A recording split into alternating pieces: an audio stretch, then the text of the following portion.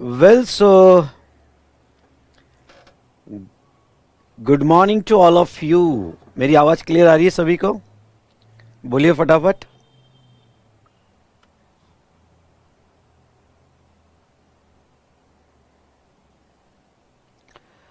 Good morning निकुंज, मोहित, issue, good morning बेटा, good morning.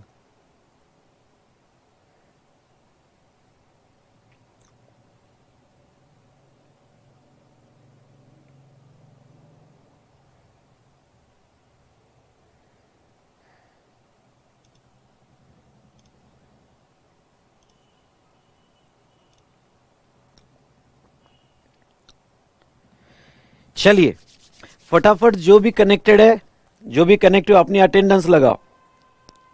Yes, जो भी कनेक्ट हुए हैं अपनी अटेंडेंस लगाओ।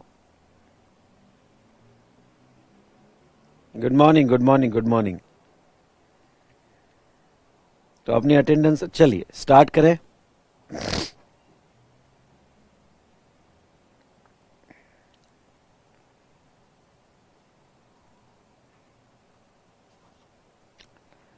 Yes, very good, very good. ये हुई ना बात।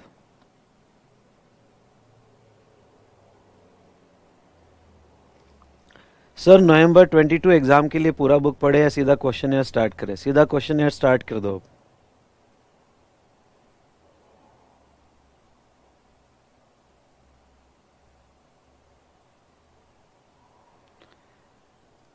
बेटा आपका बैड बॉयज, आपका ऑर्डर आईडी दे दो बेटा। आज के आज मैं करवाता हूं, आपका ऑर्डर आईडी दे दो। ठीक है, चलो। सो दोस्तों,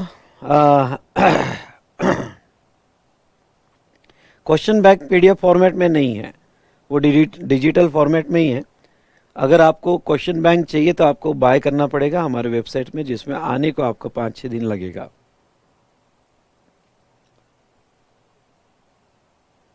चलो,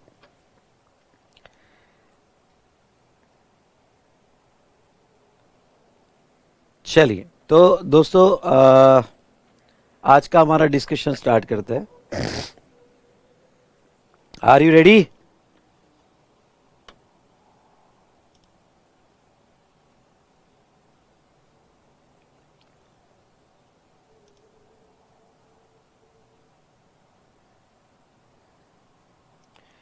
अगर बुक ऑर्डर किया तो आपको 7 to 8 डेज लगेंगे।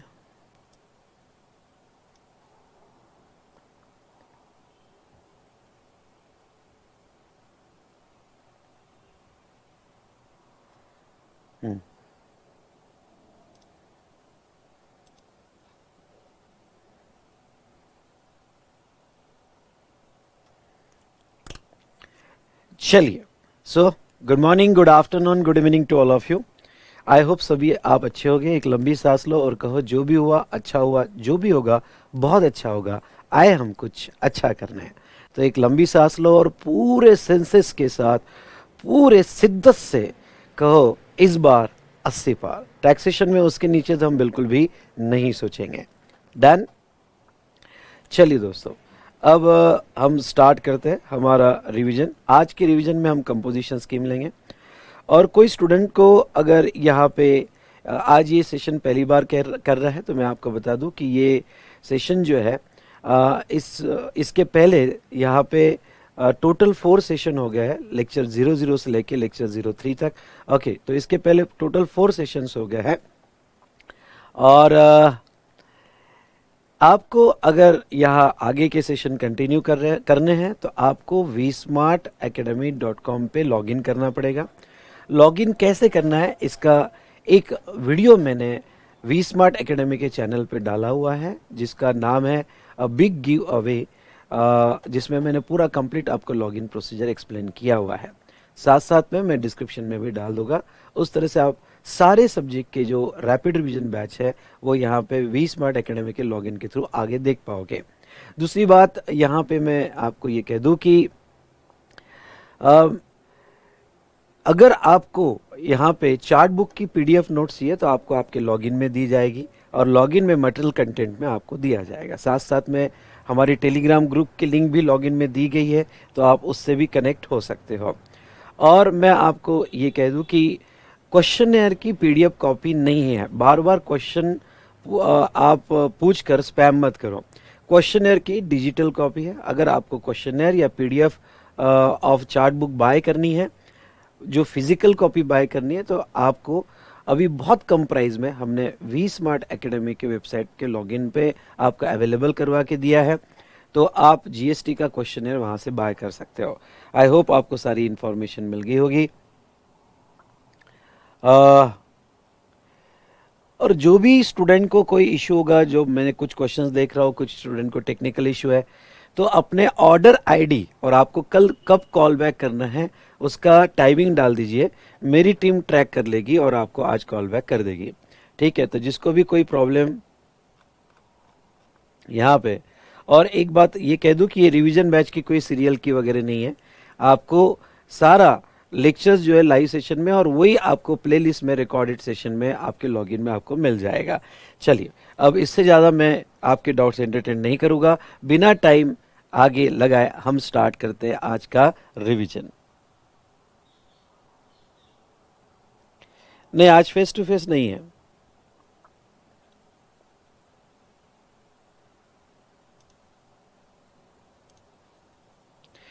चलिए, so good morning to all of you. आज के रिवीजन में हम देखेंगे कंपोजिशन स्कीम और कुछ क्वेश्चंस आरसीएम और कंपोजिशन स्कीम के। चलो आ जाओ, यहाँ पे पूरी कंपोजिशन स्कीम मैंने एक पेज में कंप्लीट कर दी है। तो ये कंपोजिशन स्कीम जो है यहाँ पे डिटेल में हम डिस्कस करेंगे। आ जाइए, तो रेडी हो जाओ। कंपोजिशन स्कीम पढ़ने के पहले कुछ डेफिनेशन पढ़ना जरूरी है। वो है एग्रीगेट टर्नओवर और टर्नओवर इन स्टेट। जीएसटी में ये दो वर्ड्स का बहुत इंपॉर्टेंस है। यहाँ पे एग्रीगेट टर्नओवर जो है कंपोजिशन स्कीम में यूज किया जाता है, ऑडिट के लिए यूज किया जाता है, as well as aggregate turnover जो है यहाँ थ्रेशोल्ड जो फॉर रजिस्ट्रेशन है, थ्रेशोल्ड फॉर रजिस्ट्रेशन है, उसके लिए भी यूज किया जाता है। ओके, एग्रीगेट टर्नओवर में क्या लेना है आपको? एग्रीगेट टर्नओवर में आपको ऑल टैक्सेबल सप्लाई लेना है। ख्याल से सुनिएगा, जो भी आप टैक्सेबल सप्लाई कर रहे हो, गुड्स का, सर्विस का, बोथ का, ऑल टैक्सेबल सप्लाई लेना है जिसके ऊपर लेवी है। तो aggregate value of all taxable supply. लेकिन इसमें एक पॉइंट जो है आपको बहुत याद रखना है, और वो कौन सा? आपको ये इस बात का पूरा ख्याल रखना है कि अगर कोई आपने इनवर्ट सप्लाई किया होगा, अंडर आरसीएम होगा, तो वो आपका टर्नओवर नहीं है। इवन दो रिवर्स चार्ज में आप जो है टैक्स दे रहे होगे, लेकिन वो आपके सप्लायर का टर्नओवर है, आपका टर्नओवर नहीं है। इसलिए रिवर्स चार्ज वाला बहुत सी बार एग्रीगेट टर्नओवर के कैलकुलेशंस के प्रॉब्लम्स आते हैं। क्वेश्चन से मैंने लिए हैं और कि 2 बार एग्जाम में पूछे हैं। ओके, 2 बार उन्होंने एग्जाम में पूछे हैं। तो आपको इस बात का ख्याल रखना है कि अगर कोई रिवर्स चार्ज वाली वैल्यू दी होगी तो आपको वो आपके एग्रीगेट टर्नओवर में नहीं लेना है। उसके बाद में वो कहते हैं एग्रीगेट टर्नओवर में एग्जाम सप्लाई भी इंक्लूड होगा। एग्जाम सप्लाई की डेफिनेशन ऑलरेडी मैंने आपको पढ़ाई। एग्जाम सप्लाई में 3 सप्लाई आते हैं। भाई कौन से 3 सप्लाई आते हैं? नील रेट सप्लाई, वोनली एग्जाम्ड और non taxable supply. Yes, exempt supply में ये 3 सप्लाई आते हैं। मतलब हम कंक्लूड क्या कर सकते हैं कि एग्जाम सप्लाई में आपको लिखना है तो लिख सकते हो कि वोनली एग्जाम या फिर नील रेट या एंड नॉन टैक्सेबल सप्लाई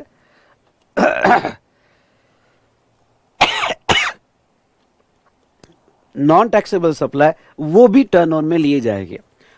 अब हमने डिस्कस क्या किया था, आपको याद होगा, तो हमने जीएसटी में डिस्कस ये किया था कि वोनली एग्जाम टैक्सेबल है, कोई प्रॉब्लम नहीं, नील रेट भी टैक्सेबल है, वो कोई प्रॉब्लम नहीं। लेकिन ओके, जब आप अपना एग्रीगेट टर्नओवर निकालोगे तो कुछ सप्लाई ऐसे होते हैं जिसके ऊपर जीएसटी बिल्कुल भी नहीं आता है, लेकिन आपके एग्रीगेट टर्नओवर के कैलकुलेशन में वो लिया जाता है। जैसे नॉन टैक्सेबल सप्लाई में पेट्रोलियम प्रोडक्ट्स और alcoholic liquor for human consumption. अब जीएसटी नहीं भी आता होगा, लेकिन आपके एग्रीगेट टर्नओवर में कैलकुलेट किया जाएगा। इससे क्या हो जाता है, इससे यहाँ पे जो भी कोई लिमिट एग्रीगेट टर्नओवर पे रखी गई है, जैसे कंपोजिशन स्कीम की लिमिट जो है 1.5 CR 75 लाख, जब लिमिट कैलकुलेट होती है तो उसमें नॉन टैक्सेबल सप्लाई भी गवर्नमेंट इंक्लूड कर रही है। मतलब वो नॉन टैक्सेबल सप्लाई की वजह से हमारी लिमिट जो है वो एग्जॉस्ट होती जाएगी। या 20 लाख का आपका रजिस्ट्रेशन का थ्रेशोल्ड रखा है, उसमें आपको नॉन टैक्सेबल सप्लाई भी कंसिडर करना है, तो उसमें क्या गड़बड़ हो जाता है, उसमें ये गड़बड़ हो जाता है कि नॉन टैक्सेबल सप्लाई होने की वजह से हम रजिस्ट्रेशन के स्कोप में आ जाते हैं। एक सिंपल सा एग्जांपल लेना चाहूंगा कि आपका टैक्सेबल सप्लाई का टर्नओवर 15 लाख है और आपका पेट्रोल पंप भी है। अब पेट्रोल पंप है जहां पेट्रोल सप्लाई करते हो उसका टर्नओवर 7 लाख है, जबकि वो 7 लाख पे जीएसटी आता नहीं है। पेट्रोलियम प्रोडक्ट्स जीएसटी के बाहर है, अल्कोहलिक लिकर जीएसटी के बाहर है। लेकिन गवर्नमेंट क्या कहती है, जब भी एक सवाल उठेगा कि आपने रजिस्ट्रेशन लेना चाहिए या नहीं लेना चाहिए, तो आपका 15 लाख का टैक्सेबल सप्लाई तो इंक्लूड होगा ही, प्लस 7 लाख का petroleum product non taxable supply भी इंक्लूड किया जाएगा। और वो इंक्लूड करके डिसाइड किया जाएगा कि आप जो है रजिस्ट्रेशन के लिए यहाँ पे मतलब लायबल हो या ना हो। तो ऐसे सिचुएशन में इस बात का ख्याल रखना कि जब भी आप एग्रीगेट टर्नओवर निकालोगे तो उसमें नॉन टैक्सेबल सप्लाई भी इंक्लूड करोगे। फिर वो एग्रीगेट टर्नओवर आप कंपोजिशन स्कीम के लिए निकालो या फिर रजिस्ट्रेशन फॉर थ्रेशोल्ड के लिए निकालो। चलिए, उसके बाद में आपका कोई एक्सपोर्ट टर्नओवर होगा तो वो एक्सपोर्ट टर्नओवर ऑफ गुड्स और सर्विसेज भी ऐड करना पड़ेगा। नेक्स्ट जो बड़ी इंपॉर्टेंट पॉइंट है एग्रीगेट टर्नओवर का, वो लास्ट है, इंटरस्टेट सप्लाई अंडर डीडीपी, मतलब interstate supply between person having same pan. Same pan मतलब क्या, हमारा deemed district person.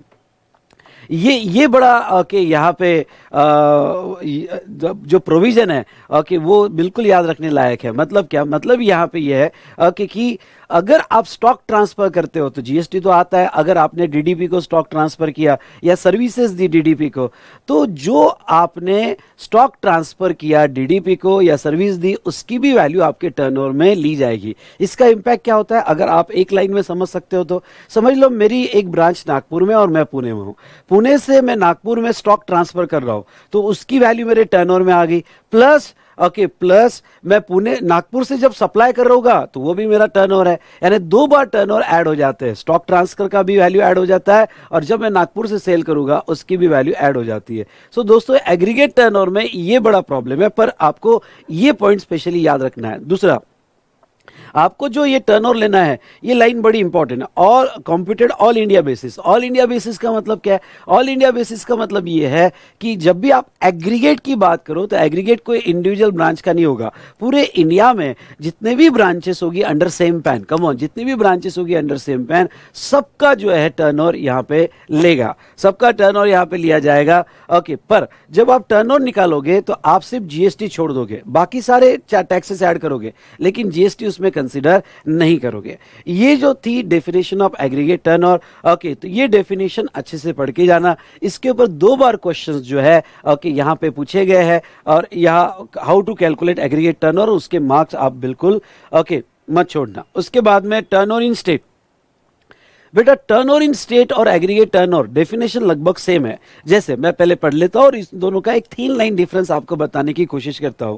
Turnover in state में अगर आप देखोगे तो ऑल टैक्सेबल सप्लाई आएगा एक्सक्लूडिंग रिवर्स चार्ज, यानी सारे टैक्सेबल सप्लाई आएंगे रिवर्स चार्ज को छोड़ के। एग्जाम सप्लाई आएगा, एक्सपोर्ट सप्लाई आएगा और इंटरस्टेट सप्लाई भी आएगा। ओके, लेकिन दोनों में क्या डिफरेंस है, जब आप एग्रीगेट टर्नओवर ले रहे हो तो पूरे इंडिया का आप टर्नओवर लोगे, वहां एक लाइन आपकी आनी चाहिए, to be computed on all India basis. Student से होने वाली मिस्टेक, जब यहाँ पे टेस्ट सीरीज जो ली जाती है तो टेस्ट सीरीज में कभी मैंने एग्रीगेट टर्नओवर पे कोई प्रैक्टिकल क्वेश्चन पूछ लिया या फिर मैंने यहाँ डेफिनेशन पूछ ली, तो स्टूडेंट क्या करते हैं, स्टूडेंट यहाँ पे क्या है कि ये 5 पॉइंट लिख लेते हैं, ये पॉइंट लिखना भूल जाते हैं। कौन सा, to be computed on all India basis. अरे भाई वही तो जान है एग्रीगेट टर्नओवर की। ओके, वो लाइन अगर भूल गए तो फिर क्या, और स्टूडेंट क्या भूल जाते हैं, बट एक्सक्लूड ब्लड, ये लिखो कि उसमें जीएसटी इंक्लूड नहीं किया जाएगा, जीएसटी छोड़ के आपकी वैल्यू ली जाएगी। नाउ, और टर्नओवर इन स्टेट में क्या है, टर्नओवर इन स्टेट में ओके यहाँ पे ऑल इंडिया नहीं, ओके यहाँ पे उस स्टेट से उस स्टेट से ऑल, जो जैसे लेट्स से एग्जांपल महाराष्ट्र से क्या टैक्सेबल सप्लाई किया, प्लस क्या एग्जाम सप्लाई किया, क्या एक्सपोर्ट सप्लाई किया, महाराष्ट्र से जितना एक्सपोर्ट होगा या महाराष्ट्र से जितना इंटरस्टेट होगा वो उसके एग्रीगेट टर्नओवर में लिया जाएगा। डेफिनेशन लगभग सेम है, सिर्फ यहाँ पे ऑल इंडिया पैन बेसिस पे, तो यहाँ पे वो पॉइंट नहीं है। नेक्स्ट मैं आपको ये बता दूं, एक्सक्लूड, इसमें भी जीएसटी से एक्सक्लूड होगा। तीसरा एग्जाम सप्लाई। एग्जाम सप्लाई मैंने कहा नील रेट, वोनली एग्जाम और नॉन टैक्सेबल सप्लाई, ये एग्जाम सप्लाई के डेफिनेशन में आते हैं। ये तो जो डेफिनेशन है सेक्शन 2 की डेफिनेशन है, सेक्शन 26 और सेक्शन 2 ओके 112, ये डेफिनेशन जो है पूरे एक्ट को लागू है। लेकिन हम जब जीएसटी लॉ पढ़ेंगे, ध्यान से सुनना, हम जब जीएसटी लॉ में कंपोजिशन स्कीम पढ़ेंगे तो कंपोजिशन स्कीम में आगे एक सेक्शन 10 के 2 एक्सप्लेनेशन आते हैं। अगर आपके पास रेगुलर बुक होगी तो रेगुलर बुक में एक्सप्लेनेशन टू सेक्शन 10 आखिरी में लिया है मैंने, और 2 एक्सप्लेनेशन आते हैं। वो ये कहते हैं, वो क्या कहते हैं, ये पॉइंट बहुत इंपॉर्टेंट है, ये पॉइंट बहुत इंपॉर्टेंट है। वो क्या कहते हैं कि जब भी आप एग्रीगेट टर्नओवर निकालोगे, जब भी आप एग्रीगेट टर्नओवर निकालोगे या टर्नओवर इन स्टेट निकालोगे for composition levy specially, for composition levy specially, तो कुछ बातें आपको इंक्लूड करनी पड़ेगी और कुछ बातें आपको एक्सक्लूड करनी पड़ेगी। मतलब क्या, मतलब ये जो एग्रीगेट टर्नओवर है ये तो आएगा ही, ये तो आएगा, plus specially for composition levy के लिए आपको कुछ इंक्लूड करना पड़ेगा और कुछ एक्सक्लूड करना पड़ेगा। तो भाई ओके, ये जो नीचे वाला पॉइंट है आपने जरूर ध्यान देना, स्पेशली फॉर कंपोजिशन के भी। सर आप ये 3 बार क्यों कर रहे हो स्पेशली फॉर कंपोजिशन लेवी? मतलब क्या, जब आप एग्रीगेट टर्नओवर निकालोगे थ्रेशोल्ड फॉर रजिस्ट्रेशन यानी 10 लाख, 20 लाख, 40 लाख, ओके, उसके लिए ये पॉइंट नहीं कंसीडर करना है, उसके लिए इतनी ही डेफिनेशन कंसीडर करनी है। लेकिन कंपोजिशन लेवी के लिए ये डेफिनेशन के साथ ओके ये भी कंसीडर करना है कि क्या इंक्लूड करना है और क्या एक्सक्लूड करना है। भाई वो क्या इंक्लूड करना है, क्या एक्सक्लूड करना है, देख लेते हैं। अब वो क्या कहते हैं, वो ये कहते हैं कि जब एग्रीगेट टर्नओवर निकालोगे तो shall includes value of supplies made by such person from first day of April of financial year up to the date when it become liable for registration under this act. Okay, liable for registration under this act. चलिए okay, मेरे साथ ये example imagine कीजिए, और अगर आपको imagine होता है तो बिल्कुल बेटा यहाँ पे ओके मुझे मेरा एग्जाम्पल होने के बाद मुझे इमेजिनेशन पावर आपकी बहुत स्ट्रांग चाहिए। जितना ज्यादा आप इमेजिन करोगे और जितनी ज्यादा आपकी इमेजिनेशन पावर होगी उतना लाइफ में आपको सक्सेस मिलेगी। ओके, सक्सेस आपको बहुत पॉजिटिव रिजल्ट आएंगे।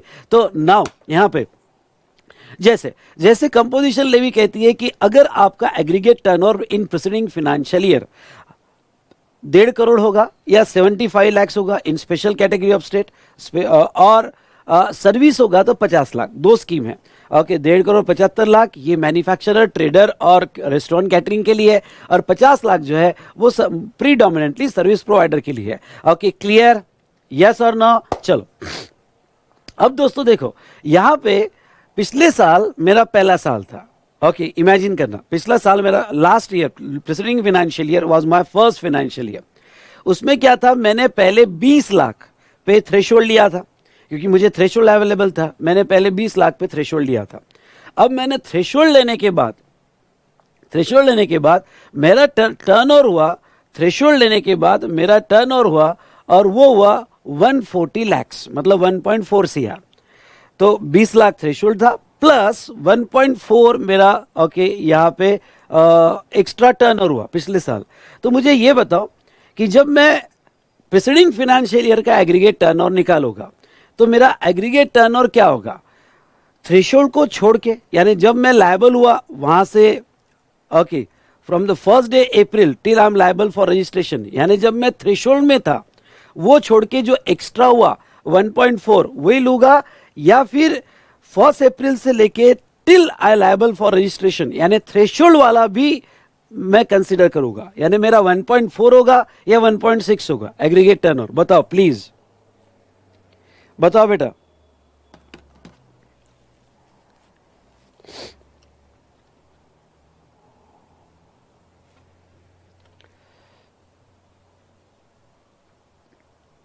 ओके, मतलब ये कि थ्रेशोल्ड में 20 गया और एक्स्ट्रा 1.4 हुआ तो क्या होगा? तो 1.6 होगा बेटा, 1.4 नहीं 1.6 होगा। वो ये कह रहे हैं कि जब भी आप एग्रीगेट टर्नओवर निकालोगे करंट ईयर का या प्रीवियस ईयर का, तो जो ड्यूरिंग थ्रेशोल्ड हुआ यानी 1 अप्रैल से लेके till you become liable for registration, यानी ड्यूरिंग जो थ्रेशोल्ड हुआ जब तक आपका रजिस्ट्रेशन नहीं आता है, वो भी टर्नओवर आपके एग्रीगेट टर्नओवर में लिया जाएगा। फिर वो प्रीसीडिंग ईयर का एग्रीगेट टर्नओवर निकाल रहे हो या करंट ईयर का एग्रीगेट टर्नओवर निकाल रहे हो क्या। लेकिन जो मेन इंपॉर्टेंट पॉइंट याद रखना है वो आपको कौन सा रखना है? but shall not includes value of exempt supply of service provided by way of extending deposit loan advances in so far as consideration is charged by interest or discount। अब देखो, आपको याद होगा तो मैंने इंटरेस्ट का एक कॉन्सेप्ट आपको पढ़ाया था और मैं पहले से पढ़ा देता हूं। देखिए, पूरे जीएसटी में दो टाइप के इंटरेस्ट आपको बहुत अच्छे से पढ़ने हैं। पहला इंटरेस्ट, ध्यान सुनिएगा, आपका पहला इंटरेस्ट है लोन एडवांसेस और deposit for use of money. आपने जो इंटरेस्ट लगाया वो इंटरेस्ट ओके सर्विस कही जाती है, पर वो सर्विस एग्जम्प्ट है। यानी लोन एडवांसेस और डिपॉजिट का जो इंटरेस्ट है वो एग्जम सप्लाई है, वो एग्जम्प्ट है। फिलहाल गवर्नमेंट उसके ऊपर जीएसटी नहीं लगा रही है। हाँ, एक दूसरा इंटरेस्ट जो है वो interest on delay payment of tax, यानी आपके कस्टमर, आपने कस्टमर को गुड्स बेचा, आपने कस्टमर को सर्विस बेची, और वो जो गुड्स और सर्विस आपने कस्टमर को बेची वो कस्टमर जो है यहाँ पे लेट पे कर रहा है, तो उसका भी एक इंटरेस्ट लगता है और वो इंटरेस्ट पे जीएसटी आता है। उसका टाइम ऑफ सप्लाई जो मंथ में इंटरेस्ट मिलेगा वो आता है। अगर आपको ओके यहाँ पे समझ में आ रहा होगा। और एक बात का ध्यान रखना, फिर से मैं ये कहना चाहूंगा यहाँ पे ओके फिर से मैं ये कहना चाहूंगा कि आपको सब याद है, माइंड में पहले फिक्स कर दो, माइंड में पहले फिक्स कर दो कि आपको सब याद है, आपने ऑलरेडी पढ़ा हुआ है, सिर्फ आपको कनेक्शन लगाने हैं, सिर्फ आपको कनेक्शन लगाने हैं मेरे साथ। क्लियर? ओके, जो भी आपने पढ़ा हुआ है फिर से आपके मेमोरी के न्यूरोज जो है ओके यहाँ पे कनेक्ट करने हैं। तो यहां मैं बस इतना ही कहना चाहूंगा कि वो क्या कह रहे हैं, वो वाला इंटरेस्ट जो लोन एडवांसेस और डिपॉजिट का है वो आपके एग्रीगेट टर्नओवर में स्पेशली फॉर कंपोजिशन लेवी मत लेना sorry, specially for composition levy मत लेना। मतलब क्या? मतलब ये है कि जब भी आप एग्रीगेट टर्नओवर निकाल रहे हो, अब एग्रीगेट टर्नओवर कंपोजिशन लेवी में आपको प्रीसीडिंग ईयर में भी निकालना पड़ता है, करंट ईयर में भी निकालना पड़ता है। हम कंपोजिशन लेवी में आगे देखेंगे, तो प्रीसीडिंग ईयर और करंट ईयर में निकालना पड़ता है। फिर वो 1.5 करोड़ हो, 75 लाख हो या 50 लाख हो। तो अब क्या हुआ कि पिछले साल मेरा टोटल टर्नओवर था, एग्जाम्पल देखो, पिछले साल मेरा टोटल टर्नओवर था 152 लैक्स, आई रिपीट 152 लैक्स। उसमें से मेरा इंटरेस्ट जो था, मुझे इंटरेस्ट मिला लोन पे, मैंने किसी को लोन दिया, से डिपॉजिट्स रखे, एफडी रखी, उसका इंटरेस्ट मिला। वो इंटरेस्ट 152 में से 5 लाख का इंटरेस्ट था, 152 में से 5 लाख का इंटरेस्ट था। तो बोलिए दोस्तों, ओके 152 माइनस 5 लाख होगा या ओनली 152? क्योंकि अगर मैं 152 ले लूं तो मुझे कंपोजिशन स्कीम नहीं मिलेगी। लेकिन शैल नॉट इंक्लूड्स, मेरे एग्रीगेट टर्नओवर में मैं इंटरेस्ट एलिमेंट एक्सक्लूड कर दूं तो मुझे कंपोजिशन लेवी मिल जाएगी। तो बोलो क्या होगा? ओके 152 लूंगा या 147 लूंगा? 152 लूंगा या 147 लूंगा? Correct, very good. ओके 147 लूंगा। तो वो इंटरेस्ट एलिमेंट जो है, वो इंटरेस्ट एलिमेंट यहां पे आप कंसीडर नहीं करोगे for calculation of aggregate turnover. Very good. Okay, तो मैं यहाँ 152 माइनस 5 लूंगा, ये हुई ना बात। ओके, और देखो जो भी कनेक्टेड है उन्होंने अभी तक अटेंडेंस नहीं लगाया, गलत बात है। ओके, लाइक करो, अपना अटेंडेंस लगाओ। ओके, तो मजा आएगा, मुझे भी आपको बताने मजा आएगा। ओके, आप अपनी फटाफट अटेंडेंस लगाओ, ऐसा मत करो। ओके, मैं अपनी तरफ से पूरी मेहनत कर रहा हूं, आप अपनी अटेंडेंस लगाओ। ओके, तो चलिए, तो नेक्स्ट हम देखेंगे turnover in state, turnover in state और टर्नओवर इन यूनियन टेरिटरी। तो अब देखो टर्नओवर इन स्टेट की डेफिनेशन, ये तो डेफिनेशन लेनी ही पड़ेगी, मतलब all taxable supply, exempt supply, export supply, interstate supply. Okay, ये डेफिनेशन तो लेनी पड़ेगी जो वो स्टेट से टर्नओवर हुआ। ओके, लेकिन आपको जो है यहां पे सुनो, स्पेशली कंपोजिशन लेवी के लिए कुछ आपको और इंक्लूड एक्सक्लूड करना पड़ेगा। तो वो क्या कह रहे हैं, जब आप कंपोजिशन लेवी के लिए टर्नओवर इन स्टेट निकालोगे तो टर्नओवर इन स्टेट जो है shall not includes, turnover in state shall not includes, ख्याल रखना। अब ये क्या कहते हैं, shall not include the following supply. पहला, okay, supplies from the first day of April of financial year up to the date when such person become liable for registration. और दूसरा, इंटरेस्ट और डिस्काउंट ऑन लोन एडवांसेस और deposit. इस point को याद रखो। ये पॉइंट क्या कहता है, ये पॉइंट यहां पे ये कहता है, अब मैं आपको आगे तो रिवाइज करवा दूंगा, पर अभी थोड़ा समझ लो। जब आप कंपोजिशन स्कीम में होते हो तो कंपोजिशन स्कीम में ओके, जैसा मैं आपको यहां पे लिख के बताता हूं, अगर आपका aggregate turnover preceding financial year का, ओके, एग्रीगेट टर्नओवर आपका ओके डज नॉट एक्सीड्स, अगर 10 की कंपोजिशन होगी तो 150 लैक्स या 1.5 सीआर, आप कोई एक आदत लगाना, आइदर सीआर या लैक्स, 1.5 सीआर या 75 लैक्स, और 10 to A की स्कीम होगी तो 50 लाख। जो प्रीडोमिनेटली सर्विस प्रोवाइडर पे है, ठीक है।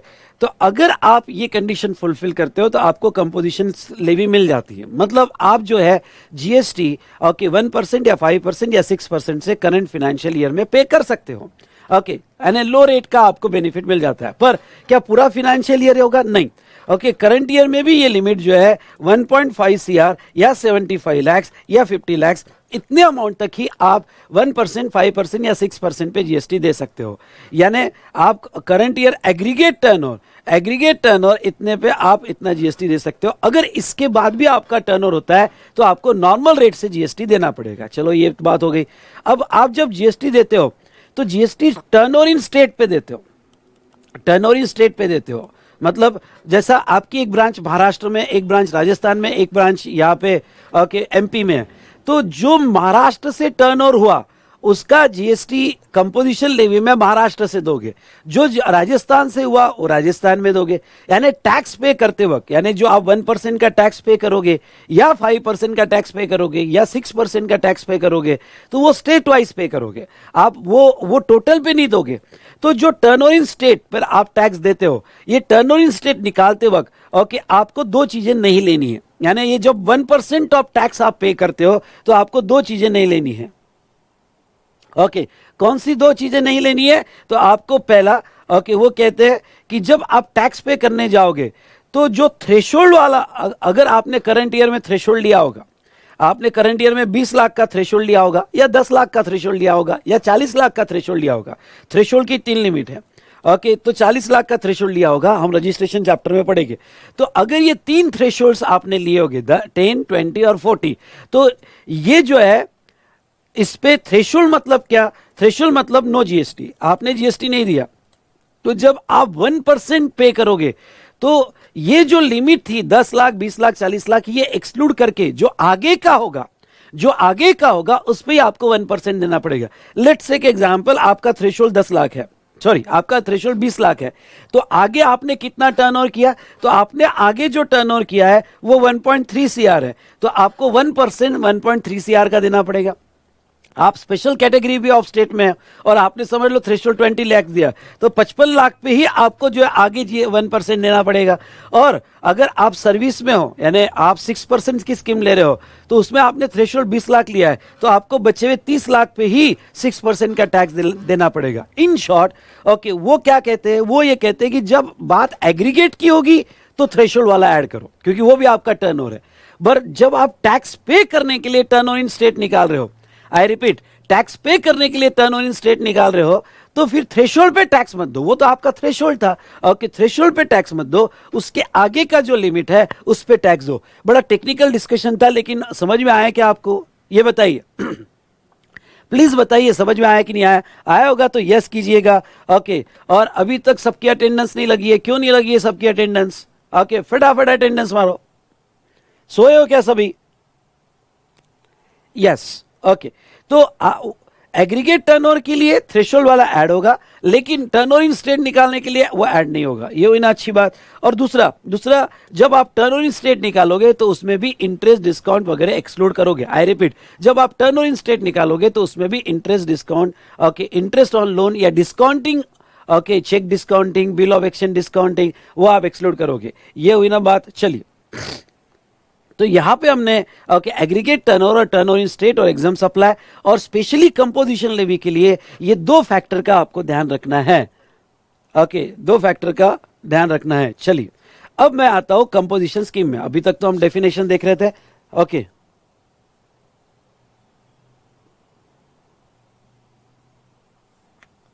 ठीक है, चलो, आपके कोई भी डाउट्स क्वेश्चन होंगे तो बाद में आखिरी में लूंगा। रिवीजन है भाई, और वो भी रैपिड रिवीजन है, ओके, मुझे कवर करना है। क्वेश्चन के लिए हम आखिरी में देखेंगे। चलो, अब आ जाते हैं थ्रेशोल्ड, कंपोजिशन और नॉर्मल स्कीम। देखो, थ्रेशोल्ड क्या होता है? थ्रेशोल्ड फॉर रजिस्ट्रेशन मतलब आपको कुछ लिमिट तक जीएसटी देने की जरूरत नहीं है। फिर गवर्नमेंट ने आपको कंपोजिशन लेवी का भी ऑप्शन दिया है और फिर नॉर्मल स्कीम का ऑप्शन दिया है। इन तीनों स्कीम में डिफरेंस क्या है? बहुत इंपॉर्टेंट है, समझ लो। ओके, ये फ्लो जो है, ओके, यहाँ पे अगर आप छोटे बिजनेसमैन हो, स्मॉल डीलर हो, फिर थोड़े बड़े हो गए, फिर थोड़े बड़े हो गए, तो अगर आपका टर्नओवर 10 लाख, ओके, 4 स्टेट में ओके, कौन सा 10 लाख थ्रेशोल्ड 4 स्टेट में लगता है? अगर आपको याद होगा तो त्रि मनी वाला नाग मुझे दिखा, 4 स्टेट, त्रि मनी वाला नाग मुझे दिखा। त्रि मतलब त्रिपुरा, मनी मतलब मणिपुर, नाग मतलब नागपुर नहीं, ओके, नाग मतलब नागालैंड, ओके, और मुझे मतलब मिजोरम। ओके, तो त्रिमनी वाला नाग मुझे दिखा। ओके, तो यहाँ पे त्रिपुरा, मणिपुर, नागालैंड एंड मिजोरम, ये जो 4 स्टेट है, ये 4 स्टेट में 10 लाख का लिमिट है। इसके अलावा नॉर्मल लिमिट 20 लाख का है। और अगर आप एक्सक्लूसिवली सप्लाई ऑफ गुड्स में हो, आई रिपीट, आप एक्सक्लूसिवली सप्लाई ऑफ गुड्स में हो, तो कुछ स्टेट छोड़ के 40 लाख का लिमिट है। वो हम बाद में देखेंगे, वो हम बाद में देखेंगे। ओके, तो अब यहां पे थ्रेशोल्ड, थ्रेशोल्ड मैन्युफैक्चरर को भी मिलता है, आप ट्रेडर हो गए तो ट्रेडर को भी मिलता है और सर्विस प्रोवाइडर को भी मिलता है। अब बात आती है कंपोजिशन लेवी की।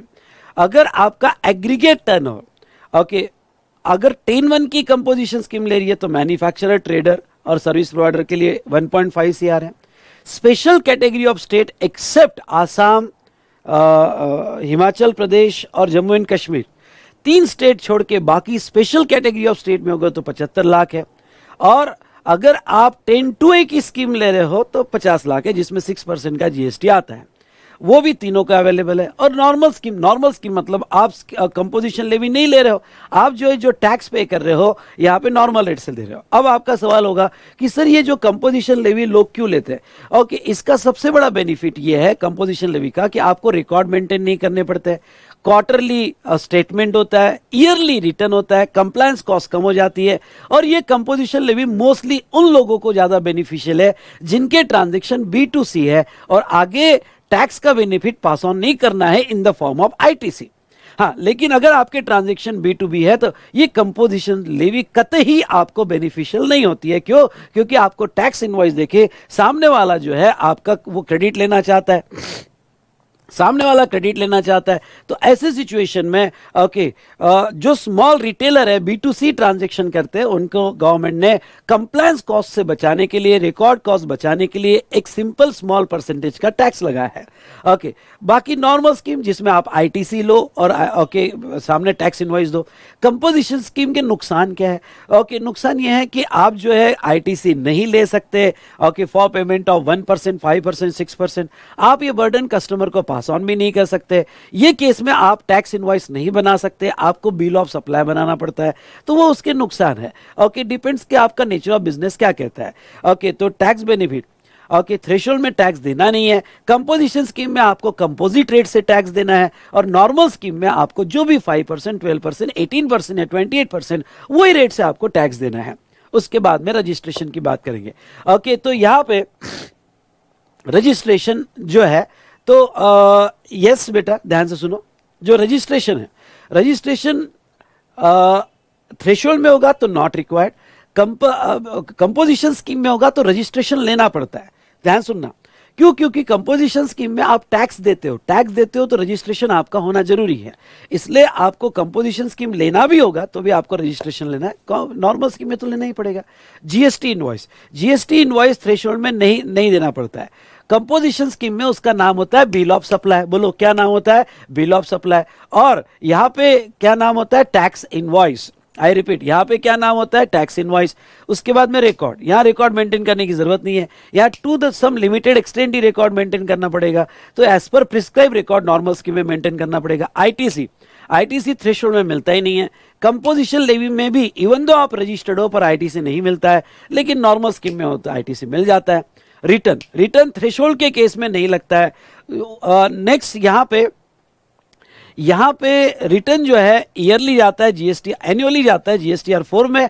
और 9A में भी आपको एक जो है पूरा एनुअल रिटर्न देना पड़ता है। और आपका नॉर्मल रिटर्न वो भी पूरे साल का जाता है, at the end of April आपको फाइल करना पड़ता है GSTR 4 में। क्वार्टरली स्टेटमेंट जाते हैं CMP 08 में। और पेमेंट ऑफ टैक्स जो आपको स्मॉल परसेंटेज से करना है 1%, ओके, वो भी आपको जो है क्वार्टरली पे करना पड़ेगा।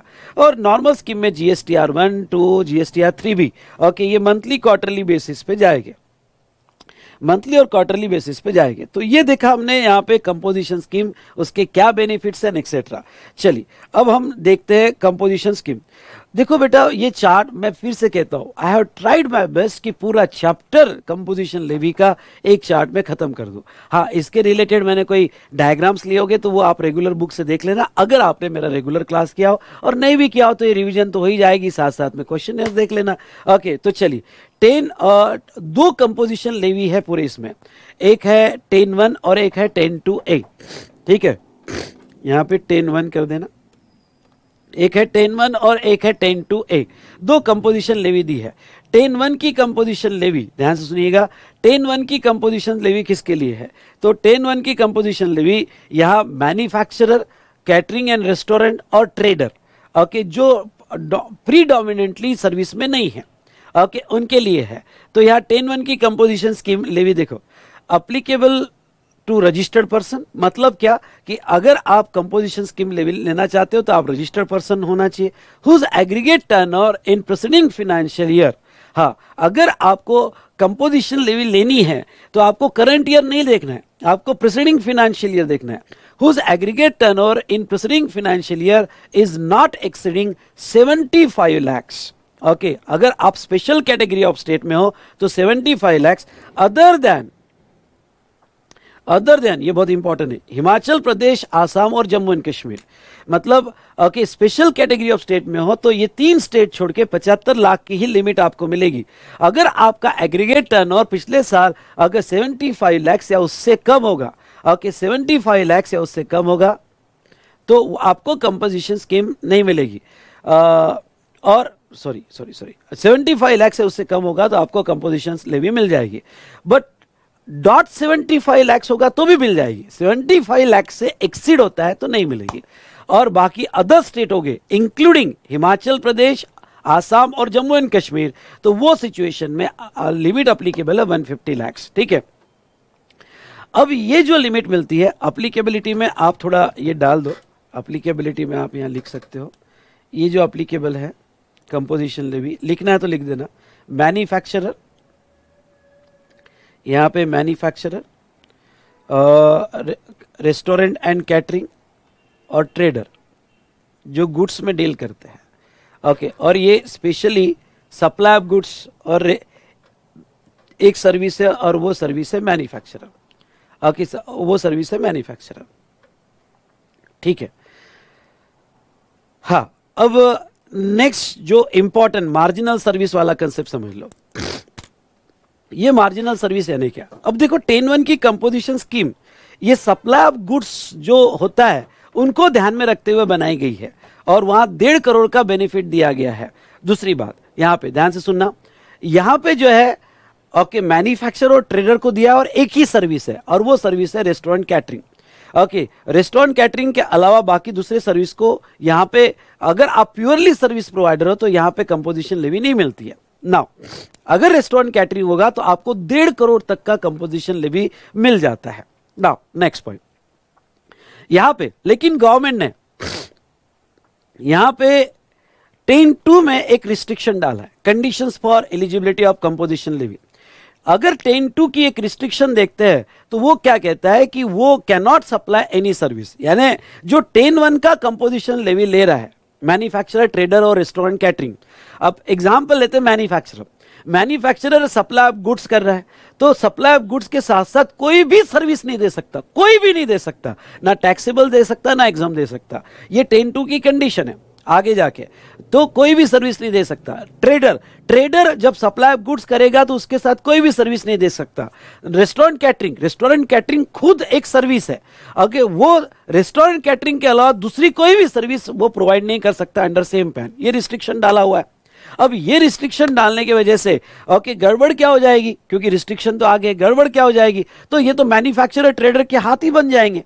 भाई आजकल के जमाने में थोड़ी बहुत सर्विसेज देनी पड़ती है अपने गुड्स के साथ, इसलिए ये थोड़ी बहुत सर्विस देने के लिए गवर्नमेंट ने एक प्रोविजो अलाउ किया है, और वो ये अगर याद आए तो अच्छी बात, okay, proviso 2 to section 10(1), come on, proviso 2 to section 10(1), और इसने थोड़ा यहाँ पे रियायत दी है, और ये रियायत दी है कि ये जो 3 लोग हैं मैन्युफैक्चरर, रेस्टोरेंट कैटरिंग और ट्रेडर, ये जो है कुछ लिमिट तक सर्विस दे सकते हैं अगर इन्हें कंपोजिशन लेवी रखना है।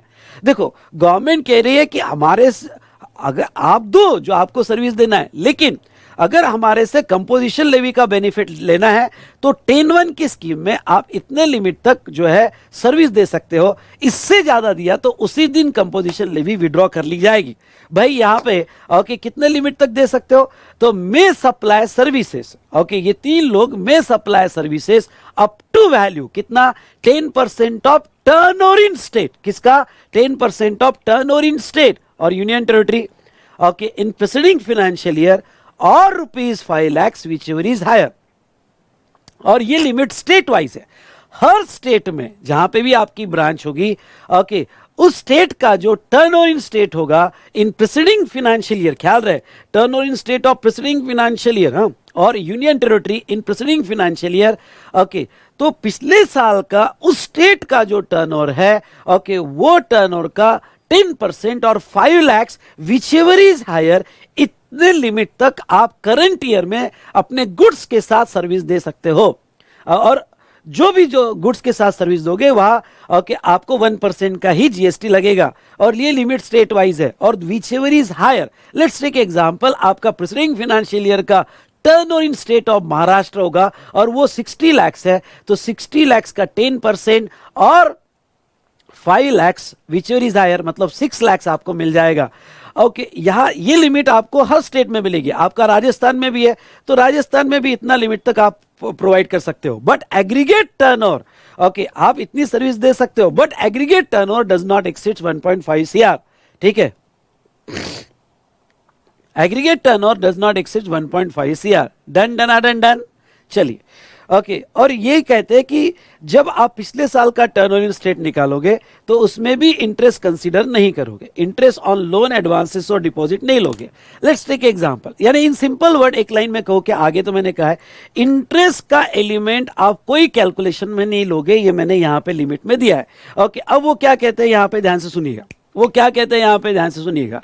ओके सुनो, जैसे पिछले साल मेरा टर्नओवर इन स्टेट था 60 lakhs in the state of Maharashtra, 60 lakhs में से यहां पे 5 लाख इंटरेस्ट अमाउंट थी ऑन लोन एडवांसेस और डिपॉजिट। तो जब आप 10% का कैलकुलेशन कर रहे हो तो 60 - 5 यानी कितना बचा 55, 55 का 10% यानी कितना हुआ 5.5, तो 5.5 और 5 lakhs whichever is higher, मतलब मुझे करंट ईयर में कितना सर्विस अलाउ होगा, तो करंट ईयर में मैं यहां पे 5.5 तक का सर्विस दे सकता हूं।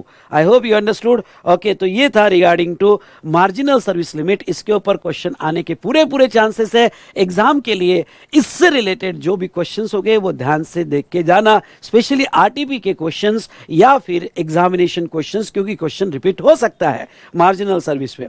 ओके अब ये फटाफट, कभी कभी ऐसे स्ट्रेट फॉरवर्ड क्वेश्चन आ जाते हैं और ऐसे अगर स्ट्रेट फॉरवर्ड क्वेश्चन आते हैं तो मार्क्स मत छोड़ना। What are the conditions for eligibility of composition levy under section 10(1) की स्कीम लेना है तो क्या कंडीशंस है। ओके तो यहां पे okay person opting for 10(1) scheme, manufacturer हो, कैटरिंग और ट्रेडर हो, cannot supply any service unless allowed. Proviso 2 में जो अलाउ किया मार्जिनल सर्विस उतना अलाउ होगा, बाकी सर्विस नहीं देंगे। अगर बाकी सर्विस दिया तो उसी दिन कंपोजिशन लेवी विड्रॉ हो जाएगी। ये ख्याल में रखना कि these conditions are applicable only for current financial year and not for previous year. Conditions जो दी है only for current financial year. Okay अब देखो प्रॉब्लम सॉल्व करते वक्त ऐसा हो सकता है कि भाई उसने लास्ट ईयर का डेटा दिया हो, तो लास्ट ईयर में कोई दिक्कत नहीं, आप लास्ट ईयर में नॉन टैक्सेबल सप्लाई कर सकते हो, इंटरस्टेट सप्लाई कर सकते हो, ईसीओ सप्लाई कर सकते हो, सर्विस कितना भी दो, हमें लास्ट ईयर से कोई कंसर्न नहीं। बस इतना ही है कि aggregate turnover of preceding financial year does not exceed 1.5 CR और 75 lakhs, बस उतना ही कंसर्न है। ओके हम ये सारी कंडीशन जो एप्लीकेबल होगी वो करंट फाइनेंशियल ईयर में एप्लीकेबल होगी दोस्तों। कम ऑन यार, कम ऑन, ये सारी कंडीशन एप्लीकेबल होगी वो करंट फाइनेंशियल ईयर में एप्लीकेबल होगी। मतलब क्या, मतलब आपने करंट फाइनेंशियल ईयर में मार्जिनल सर्विस से ज्यादा अगर सर्विस दी तो उसी दिन कंपोजिशन लेवी प्रोस्पेक्टिवली विड्रॉ होगी, रिट्रोस्पेक्टिवली नहीं, प्रोस्पेक्टिवली विड्रॉ होगी। लेट्स टेक एग्जांपल, आपका aggregate turnover preceding financial year में 1.5 CR है, आपका aggregate turnover preceding financial year में 1.5 सीआर है। ओके, ये बात गलत है, अभी तक आपने अटेंडेंस नहीं लगाई। अटेंडेंस लगाओ, जो भी रह गया अटेंडेंस लगाओ फटाफट। ओके, और अटेंडेंस कैसे लगाना है? लाइक करके। ओके, मैं चाहता हूं कि मेरे साथ आप इन्वॉल्व हो जाओ, रिवीजन में मजा आएगा, आपको सारी चीजें कनेक्ट हो जाएगी बॉस। और ये चार्ट और ये क्वेश्चनर, ओके बस इतना ही करो, मजा आ जाएगा। बोलो यस सर। ओके, तो चलिए यहां पे अब एक एग्जांपल लेता हूं। हम कहां थे? ओके, एग्जांपल लेता हूं, मेरा aggregate turnover preceding financial year का, ओके प्रीसीडिंग फाइनेंशियल ईयर का मेरा एग्रीगेट टर्नओवर, मैंने पिछले प्रीसीडिंग फाइनेंशियल ईयर में कुछ भी किया हो, मेरा एग्रीगेट टर्नओवर जो है वो 90 लाख था, 90 लाख था। तो ऐसे केस में मुझे कंपोजिशन लेवी मिल गई। अब कंपोजिशन लेवी में ये करंट फाइनेंशियल में अप्रैल में मेरा टर्नओवर हुआ, ध्यान रखना, अप्रैल में टर्नओवर हुआ 20 लाख, मई में हुआ 30 लाख, 50 लाख का हुआ। करंट ईयर में मैं 1.5 करोड़ तक 1% से टैक्स दूंगा, पर अभी तो 50 ही हुआ। 20 + 30 50 हुआ। ओके, तो 50 का 1% दिया। अब ओके, क्या हुआ कि मैंने सर्विस दे दी और सर्विस मार्जिनल लिमिट से ज्यादा दे दी। अब जैसे ही मैंने मार्जिनल लिमिट से सर्विस ज्यादा दे दी, कंपोजिशन स्कीम विड्रॉ हो जाएगी। अरे सर 1.5 करोड़ नहीं, तुम्हारी मार्जिनल लिमिट खत्म हुई। अब तुमको जो भी मार्जिनल लिमिट मिली होगी, ओके, वो खत्म हो गई। खत्म होते ही कंपोजिशन लेवी विड्रॉ हो जाएगी। और अब इसके आगे रिट्रोस्पेक्टिवली नहीं, इसके आगे जो है आपको जो टैक्स देना है वो टैक्स आपको नॉर्मल रेट से देना पड़ेगा। ओके, तो ये जो था ये कंडीशन है। दूसरा, you are not engaged in supply of goods or supply of service which are non taxable under GST। मतलब क्या? मतलब देखो, आपको कंपोजिशन लेवी नहीं मिलेगी अगर आप नॉन टैक्सेबल सप्लाई कर रहे हो, या फिर आपने कंपोजिशन लेवी ली और जिस दिन से आपने नॉन टैक्सेबल सप्लाई कर दिया, नॉन टैक्सेबल मतलब पेट्रोलियम प्रोडक्ट है, alcoholic liquor for human consumption है, उसी दिन कंपोजिशन लेवी विड्रॉ हो जाएगी करंट फाइनेंशियल ईयर में। अगर सर मैंने पिछले साल नॉन टैक्सेबल सप्लाई किया, तो पिछले साल कुछ भी करने यार, पिछले साल से मुझे कोई लेना देना नहीं।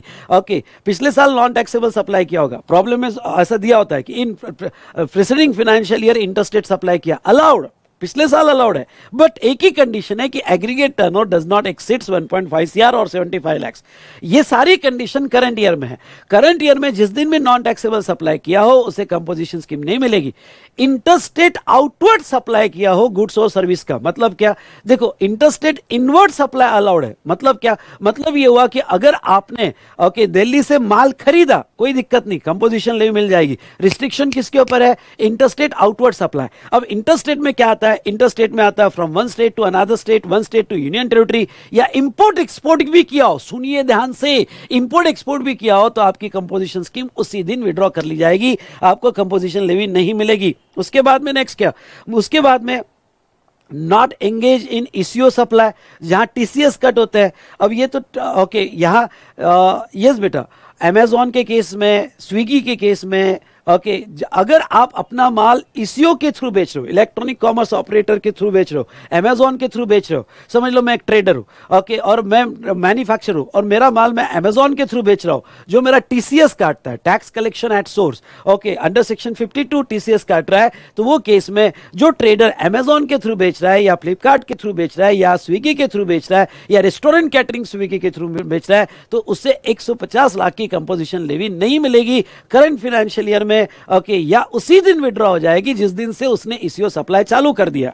Okay, next, not a manufacturer of notified goods. Notified goods में इस बार कुछ गुड्स ऐड किए, वो केयरफुली देख लेना। ओके, जैसे आपको याद होगा, तो अगर वो नोटिफाइड गुड्स का मैन्युफैक्चरर होगा, कम ऑन यार, नोटिफाइड गुड्स का मैन्युफैक्चरर होगा तो कंपोजिशन स्कीम जाएगी, ट्रेडर होगा तो मिलेगी, ओके, रेस्टोरेंट कैटरिंग होगा तो मिलेगी, मैन्युफैक्चर होगा तो नहीं मिलेगी। लेट्स टेक एग्जांपल, आइसक्रीम दिया, edible ice, paan masala, aerated water, tobacco substitutes. Okay, ये जो है इस तो कभी कभी क्या आ जाता है कि डायरेक्टली आ जाता है कि टोबैको सब्स्टिट्यूट्स या एरिएटेड वाटर, तो आपको क्लिक हो जाना चाहिए, तो नोटिफाइड गुड्स है। और ये अगर मैन्युफैक्चर सप्लाई करता है तो कंपोजिशन स्कीम नहीं मिलती है। और फ्लाई ऐश ब्रिक्स, या हाँ, ये अभी नए ऐड हुए हैं। ओके, ये लास्ट टाइम अमेंडमेंट हुई थी कि fly ash bricks fossil mills and etcetera, तो ये थोड़ा बहुत अमेंडमेंट देख लेना वहां पे। ओके, तो ये कुछ आइटम्स जो है अगर इसके मैन्युफैक्चर हो गए, कम ऑन, मैन्युफैक्चर हो गए, तो उसे कंपोजिशन स्कीम नहीं मिलेगी। और उसके बाद में सीटीपी और एनआरटीपी। सर ये सीटीपी क्या होता है? Casual taxable person. ओके, आगे आएगा, रजिस्ट्रेशन चैप्टर में पढ़ा होगा। तो आप अगर कैजुअल टैक्सेबल पर्सन हो गए या एनआरटीपी हो गए, नॉन रेसिडेंट टैक्सेबल पर्सन हो गए, तो आपको कंपोजिशन स्कीम नहीं मिलेगी। ओके, तो ये हमने देखा 10(2) की स्कीम। ओके, 10(2) की स्कीम जो है यहाँ पे कहाँ नहीं मिलेगी। उसके बाद में एलिजिबिलिटी कंडीशंस। ओके, हाँ सॉरी, ये तो 10(2) था। चलो, हमने 10(1) और 10(1) के साथ 10(2). ओके, जो 10(1) की स्कीम ले रहा है उसको करंट फाइनेंशियल ईयर में ये कंडीशन फुलफिल करना पड़ेगा। अब 10(2) की स्कीम क्या है? 10(2) की स्कीम प्रीडोमिनेंटली सर्विस प्रोवाइडर के लिए। ओके, मैंने ओनली सर्विस प्रोवाइडर के लिए नहीं कहा, प्रीडोमिनेंटली सर्विस प्रोवाइडर के लिए। ये प्रीडोमिनेंटली सर्विस प्रोवाइडर का मतलब क्या? मतलब आप ओनली सर्विस का बिजनेस कर रहे हो, जैसे प्रोफेशनल कंसल्टेंसी है, ओनली सर्विस का बिजनेस है, ट्रेनिंग कोचिंग ओनली सर्विस का बिजनेस है। तो अगर आप यहां पे सर्विस का बिजनेस कर रहे हो तो वो सिचुएशन में आपको 10(1) की स्कीम नहीं मिलेगी। क्यों? क्योंकि 10(1) की स्कीम को क्लियर कहती है कि अगर आप सर्विस प्रोवाइडर हो तो नहीं। और ये भी मार्जिनल सर्विस की लिमिट जो मिली है वो मैन्युफैक्चरर, रेस्टोरेंट और ट्रेडर को मिली है। अगर आप ओनली सर्विस देते हो तो 10(2) तो क्लियर कहता है कि नहीं मिलती है 10(1) की स्कीम। मतलब क्या? मतलब गवर्नमेंट का ऑब्जेक्ट बहुत क्लियर है कि जो सर्विस प्रोवाइडर है उनको 1.5 करोड़ तक हम कंपोजिशन स्कीम नहीं देंगे। यार 1.5 करोड़ से सिर्फ 1% हमें टैक्स देगा, ये तो गलत है ना कि 1.5 करोड़ तो ओनली 1%। नहीं, सर्विस प्रोवाइडर को हम 1.5 करोड़ का बेनिफिट नहीं देंगे। हाँ, सर्विस प्रोवाइडर को अगर बेनिफिट लेना है तो 50 लाख तक का बेनिफिट देंगे, वो भी 6% के हिसाब से। ओके, तो जो सर्विस प्रोवाइडर है, तो गवर्नमेंट ने सर्विस प्रोवाइडर के लिए दूसरी कंपोजिशन लेवी बनाई और 10(2) है। पर ख्याल रहे, ये स्कीम मैन्युफैक्चरर और ट्रेडर को मिल सकती है, मैन्युफैक्चरर और ट्रेडर को भी मिल सकती है जो इधर एलिजिबल नहीं हुए। जनरली थोड़ा ब्रॉड सेंस में समझ लो, फिर टेक्निकल वर्ड्स में जाता है। वो मैन्युफैक्चरर, ट्रेडर, ओके, जिनके सर्विसेज डोमिनेंट है। जैसा मैं कोई यहाँ पे मैं भी बुक सेल करता हूँ, लेकिन मेरी ट्रेनिंग कोचिंग सर्विस डोमिनेंट है। बुक्स छोटे कभी कभी सेल कर लेता हूँ, उसका भी ट्रेडिंग होता है। तो जो ऐसे ट्रेडर है, जैसे एक सर्विस सेंटर का मेन डोमिनेंट सर्विस है, कभी कभी ट्रेडिंग भी कर लेता है, स्पेयर पार्ट्स भी बेच देता है, तो वो ट्रेडर है या छोटे छोटे मैन्युफैक्चरर है। ओके, तो ऐसे सिचुएशन में यहां पे ऐसा मत समझना कि ये ओनली सर्विस प्रोवाइडर के लिए है, ये वो भी मैन्युफैक्चरर और ट्रेडर, ओके, जो 10(1) में एलिजिबल नहीं हुए। 10(1) में एलिजिबल नहीं हुए, क्यों नहीं हुए? क्योंकि उनकी सर्विसेज बहुत ज्यादा है, मार्जिनल सर्विस से ज्यादा है। ओके, तो ऐसे छोटे ट्रेडर जिनकी सर्विसेज बहुत ज्यादा है और मार्जिनल सर्विस से ज्यादा है, ऐसे मैन्युफैक्चरर जिनकी सर्विसेज बहुत ज्यादा है, मार्जिनल से ज्यादा है, और वो 10(1) 10(2) में एलिजिबल नहीं हुए, वो यहां पे 10(1) 10(2) में एलिजिबल नहीं हुए, वो 10(2) की स्कीम लेंगे। 10(2) ख्याल रखना, ऐसा लिखना है आपको, वो 10(2) स्मॉल ए नहीं लिखना है। ओके, समझा कि नहीं समझा? यस बोलिए। ओके, और यहां पे जितने भी स्टूडेंट देख रहे हैं, अटेंडेंस लगाए कि नहीं लगाए? यस बोलिए। ओके, तो ऐसे सिचुएशन में बेटा ध्यान सुनो कि ये भी रजिस्टर्ड पर्सन को मिलती है whose aggregate turnover in preceding financial year जो है 50 लाख या उससे कम होना चाहिए। ओके, तो ही उसकी कंपोजिशन स्कीम मिलेगी, और ये हर पर्सन को मिलेगी जो 10(1) 10(2) के लिए एलिजिबल नहीं हुआ। ओके, मतलब एक प्योरली सर्विस प्रोवाइडर हो तो आप यहां एलिजिबल नहीं हुए। ध्यान सुनना, आप प्योरली सर्विस प्रोवाइडर हो तो आप यहां एलिजिबल नहीं हुए, तो फिर 10(2) में 50 लाख की स्कीम आप ट्राई कर सकते हो। ओके, तो आप अगर मैन्युफैक्चरर हो पर आपकी सर्विस बहुत ज्यादा है तो फिर आप यहां एलिजिबल नहीं होगे, क्योंकि सर्विस मार्जिनल सर्विस से ज्यादा है, तो फिर आप यहां ट्राई कर सकते हो। आप अगर ट्रेडर हो और आपकी सर्विस बहुत ज्यादा है, प्रीडोमिनेंट सर्विस है, तो आप यहां ट्राई कर सकते हो। मतलब क्या? मतलब ये 10(2) स्कीम प्रीडोमिनेंटली सर्विस प्रोवाइडर को ध्यान में रखते हुए बनाया गया है। यहां तक समझा क्या? बोलिए यस। ओके, अब 10(2) जो है, 10(2) में सेम कंडीशंस है जो हमने यहां पे, इसलिए देखो आपको बहुत अच्छा मैच करके दिया। 10(2) की स्कीम लेना है 50 लाख की, तो उसमें भी आपने नॉन टैक्सेबल सप्लाई नहीं करना चाहिए। अब देखो, पहली कंडीशन तो डाल नहीं सकते ना, क्योंकि इधर हमने पहली कंडीशन क्या डाली है कि वो सर्विस में नहीं होना चाहिए। यहां तो नहीं डाल सकते ना, ऐसे कैसे डालेंगे यार? ये स्कीम ही तो सर्विस प्रोवाइडर की है, अगर ये स्कीम ही सर्विस प्रोवाइडर की है तो यहां कैसे ये कंडीशन डालेंगे? तो यहां पे जो है, हाँ, बाकी कंडीशन सेम है कि उसने नॉन टैक्सेबल सप्लाई नहीं करना चाहिए, उसने इंटरस्टेट आउटवर्ड सप्लाई नहीं करना चाहिए, उसने ईसीओ सप्लाई नहीं करना चाहिए, वो नोटिफाइड गुड्स का, नोटिफाइड गुड्स यानी वही नोटिफाइड गुड्स का मैन्युफैक्चर नहीं होना चाहिए, और सीटीपी एनआरटीपी नहीं होना चाहिए। तो ऐसे सिचुएशन में ये कंपोजिशन स्कीम उसको यहां पे मिल जाएगी, और ये कंडीशंस हमने देखी। उसके बाद में proviso to section 10(2). Okay, proviso to section 10(2) क्या कहता है? ये कहता है कि eligibility criteria for composition scheme, sorry proviso 10(2) 10 two A कहता है अगर ये स्कीम मिलेगी तो सबको मिलेगी, नहीं तो किसी को नहीं मिलेगी। मतलब क्या, मतलब ये इंस्टीट्यूट का फेवरेट क्वेश्चन है, बहुत सी बार क्वेश्चन पूछते हैं कि भाई मेरी एक से ज्यादा ब्रांचेस है, महाराष्ट्र में है, राजस्थान में है, गोवा में है, ओके, और मेरा एग्रीगेट टर्नओवर सबका मिला के अभी छोटा है। भाई मैं ब्रांचेस तो बड़ी बना लेता हूँ, अलग अलग जगह बना लेता हूँ, पर मेरा एग्रीगेट टर्नओवर जो है कम है। ओके, तो मुझे सिर्फ महाराष्ट्र में कंपोजिशन स्कीम लेनी है और अदर स्टेट में नहीं लेनी है, तो क्या मैं ऐसा कर सकता हूं? नहीं। अगर कंपोजिशन स्कीम एलिजिबल होगी तो सबके लिए एलिजिबल होगी, मिलेगी तो सबको मिलेगी, नहीं तो किसी को नहीं मिलेगी। ओके, यानी कोई भी एक ब्रांच इन एलिजिबल हो गया, कम ऑन, कोई भी एक ब्रांच इन एलिजिबल हो गया तो उसको कंपोजिशन स्कीम विड्रॉ हो जाएगी। अब देखो समझ लो, मैंने महाराष्ट्र में भी ली है, राजस्थान में भी ली है मेरी ब्रांच में, पर राजस्थान वाले ने इंटरस्टेट सप्लाई कर दिया, जो राजस्थान की मेरी ब्रांच है उसने इंटरस्टेट सप्लाई कर दिया, गया वहां विड्रॉ हुआ तो सबका विड्रॉ हो जाएगा, वहां विड्रॉ हो गया तो सबका विड्रॉ हो जाएगा। तो कंपोजिशन स्कीम मिलेगी तो सबको मिलेगी, नहीं तो किसी को नहीं मिलेगी। और एक एग्जांपल लेता हूं, समझ लो आपकी ब्रांच मणिपुर में है और एक ब्रांच महाराष्ट्र में। अब महाराष्ट्र के लिए 1.5 करोड़ का लिमिट है, मणिपुर के लिए यहां पे 75 लाख का लिमिट है। अब प्रॉब्लम क्या है, अगर आपका एग्रीगेट टर्नओवर पिछले साल का 90 लाख होगा, एग्रीगेट मतलब महाराष्ट्र और मणिपुर का मिला के आपका एग्रीगेट टर्नओवर कितना होगा? 90 लाख। अगर आप महाराष्ट्र के एंगल से देखो तो 1.5 करोड़ के नीचे है, लेकिन आप मणिपुर के एंगल से देखो तो 75 लाख के ऊपर है। तो 75 लाख के ऊपर है, इसलिए मणिपुर ब्रांच एलिजिबल नहीं हुआ। और बॉस, अगर मणिपुर ब्रांच एलिजिबल नहीं हुआ ना तो महाराष्ट्र को भी नहीं मिलेगा। क्यों? क्योंकि अगर एक को नहीं मिला तो किसी को नहीं मिलेगा। ओके, तो आई होप आप ये तीनों एग्जाम्पल से समझ गए होंगे प्रोविजो टू सेक्शन 10(2) क्या कहता है। और सेम प्रोविजो 10(2) के स्कीम में भी है, यानी दोनों के लिए कॉमन प्रोविजो है कि अगर मिलेगी तो सबको मिलेगी, नहीं तो नहीं मिलेगी। ओके, यहां पे यहां तक समझा नहीं समझा, मुझे आंसर दीजिए बेटा। यहां तक समझा नहीं समझा, फटाफट आंसर दीजिएगा। Yes,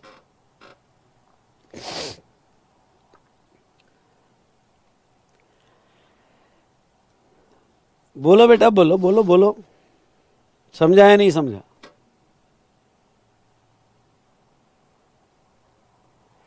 very good.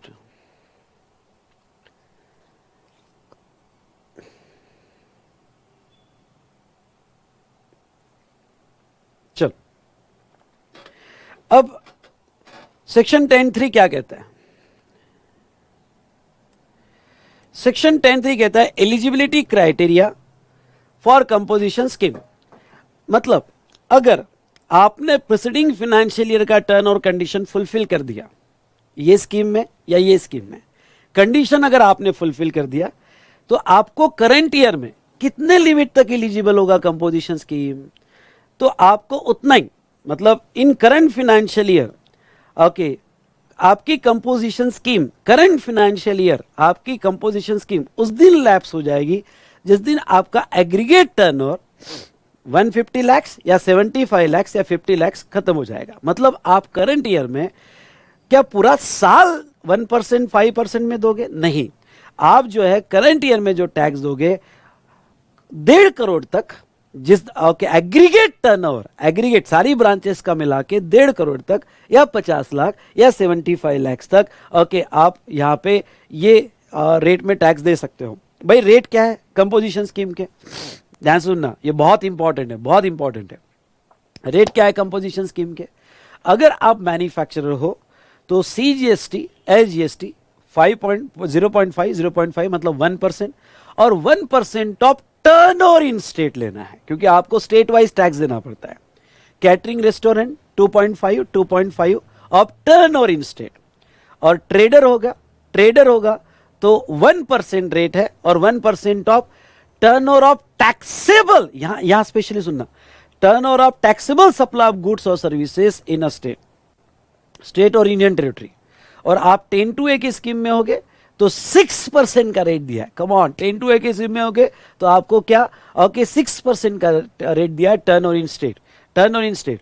और ये स्कीम ऑप्शनल है, वेरी इंपॉर्टेंट पॉइंट, ये स्कीम ऑप्शनल है, मतलब कंपलसरी नहीं है। आपको लेना है तो ले सकते हो, नहीं तो आप नॉर्मल स्कीम में जा सकते हो। एक जो मैं डिफरेंस बताना चाहता हूं, डिफरेंस ये है कि पहले इसमें टर्नओवर इन स्टेट दिया है, दूसरे इसमें टर्नओवर इन स्टेट दिया है, और ये 6% में भी टर्नओवर इन स्टेट दिया है। लेकिन स्पेशली ट्रेडर के लिए जो गुड्स में सप्लाई करता है, उसके लिए turnover of taxable supply of goods और सर्विस क्या है? तो इन दोनों में डिफरेंस क्या है?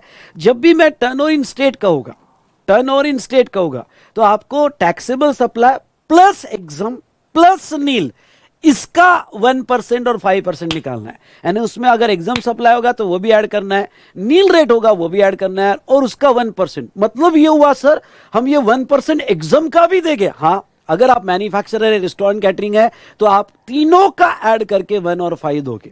ओके, क्योंकि turnover in state includes all taxable supply, all exempt supply, nil rate supply.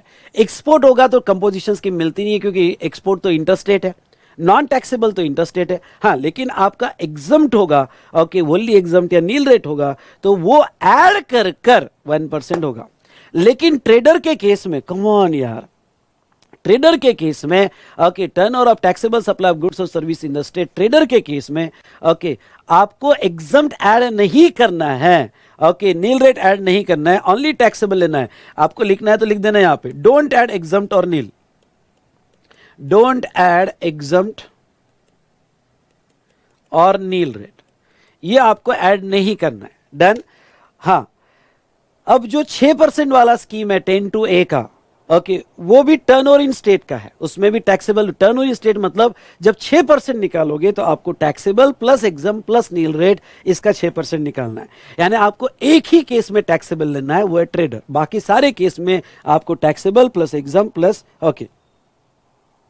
तो आप जब करंट ईयर का कंपोजिशन लेवी में जीएसटी कैलकुलेट करोगे, करंट ईयर का कंपोजिशन लेवी में जीएसटी कैलकुलेट करोगे, तो आपको ट्रेडर के केस में सिर्फ टैक्सेबल का लेना है, बाकी के केस में आपको एग्जाम प्लस नील रेट सारा ऐड कर देना है। ओके, तो ये हमने देखा। चलो आ जाते हैं other conditions for composition levy. Okay, composition levy की अदर कंडीशंस ये है कि आप आउटवर्ड सप्लाई पर टैक्स कलेक्ट नहीं कर सकते, आप आईटीसी नहीं ले सकते, और आप टैक्स इनवॉइस नहीं दे सकते। उसके बाद में, ओके, यहां पे अगर आपने कंपोजिशन स्कीम आपको नहीं मिलती है तभी भी आपने ले ली, ओके, जबकि नहीं मिलती है आपको कंपोजिशन स्कीम कुछ कंडीशंस के वजह से, क्योंकि आप इंटरस्टेट कर रहे हो या जो भी है, पर आप ले रहे हो, तो आपके ऊपर पेनल्टी लगाई जाएगी और सेक्शन 73, 74 की एक्शन भी ली जाएगी और आपसे पूरा टैक्स भी मांगा जाएगा। उसके बाद में रूल 5 की कुछ कंडीशंस बहुत इंपॉर्टेंट है।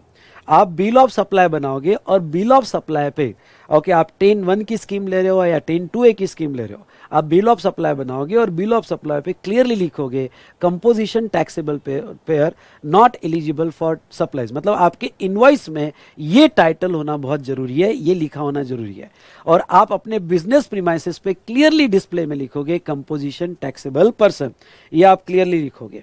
ओके, उसके बाद में कुछ प्रोसीजर। ओके, कंपोजिशन स्कीम अगर आपको लेनी है, मैंने अब सारे पॉइंट्स कवर कर लिए बॉस, इतना पढ़ लो, क्वेश्चन देख लो, हाथ खत्म। ओके, सारे पॉइंट्स मैंने। इंटीमेशन बाय अनरजिस्टर्ड पर्सन मतलब क्या, अगर आपको कंपोजिशन लेवी लेनी है, ओके, तो रजिस्ट्रेशन तो करवाना पड़ेगा, और आप इसके पहले अनरजिस्टर्ड थे। क्यों? क्योंकि 20 लाख तक का टर्नओवर तक आप अनरजिस्टर्ड हो। अब आज आपका 20 लाख का टर्नओवर क्रॉस हो रहा है, तो आज अगर आपका 20 लाख का टर्नओवर क्रॉस हो रहा है और अब आप रजिस्ट्रेशन के लिए जा रहे हो, तो जब पहली बार रजिस्ट्रेशन के लिए जाओगे तो रजिस्ट्रेशन फॉर्म में REG 01 रजिस्ट्रेशन फॉर्म में एक ऑप्शन होता है, और वो है कि कंपोजिशन लेवी, उस पर आप टिक कर दो। उस पर टिक कर दो तो वही इंटीमेशन मान लिया जाएगा। लेकिन अगर आप ऑलरेडी रजिस्टर्ड हो, मतलब आपने रजिस्ट्रेशन पहले ही ले लिया और आपका एग्रीगेट टर्नओवर 1.5 करोड़ 75 लाख या 50 लाख से नीचे है, तो वो सिचुएशन में आपको स्पेशल इंटीमेशन CMP 02 फॉर्म में देना पड़ेगा। अब ध्यान से सुनना, मेरा एक पॉइंट बहुत इंपॉर्टेंट है। ऐसा देखो, कंपोजिशन लेवी जो है आपको हर वो साल मिलेगी अगर आपका aggregate turnover preceding financial year में, ओके, 1.5 CR 75 लाख या 50 लाख से नीचे होगा। यानी समझ लो आपने ये साल कंपोजिशन लेवी लिया, नेक्स्ट ईयर नहीं मिला क्योंकि टर्नओवर बढ़ गया, उसके नेक्स्ट ईयर आपने वापस ले सकते हो। क्यों? क्योंकि टर्नओवर कम होगा प्रीसीडिंग फाइनेंशियल ईयर का। तो जब जब भी आपका प्रीसीडिंग फाइनेंशियल ईयर का टर्नओवर 1.5 करोड़ के नीचे जाएगा या 75 लाख या 50 लाख के नीचे लाएगा, तो आप कंपोजिशन स्कीम ले सकते हो। उसके बाद में, ओके, यहाँ अगर आप ऑलरेडी रजिस्टर्ड हो तो इंटीमेशन CMP 02 में देना पड़ेगा। एक बहुत इंपॉर्टेंट पॉइंट, अगर आपकी एक से ज्यादा ब्रांचेस है इंडिया में, तो क्या सभी जगह इंटीमेशन देने की जरूरत नहीं है? सॉरी, सभी जगह इंटीमेशन देना पड़ेगा क्या? नहीं। आपने अगर कोई एक प्लेस से, जैसे महाराष्ट्र से मैंने इंटीमेशन दे दिया कि मैं कंपोजिशन स्कीम ले रहा हूं, तो ये अज्यूम कर लिया जाएगा कि पूरे इंडिया के ब्रांचेस के लिए and deem to be an intimation in respect of all place of business registered under same PAN. सारे इंडिया के लिए आपने इंटीमेशन दे दिया। एमसीक्यू क्वेश्चन आ सकता है कि क्या मुझे हर ब्रांच के लिए सेपरेट इंटीमेशन देना पड़ेगा? नहीं। ओके, उसके बाद में इफेक्टिव डेट।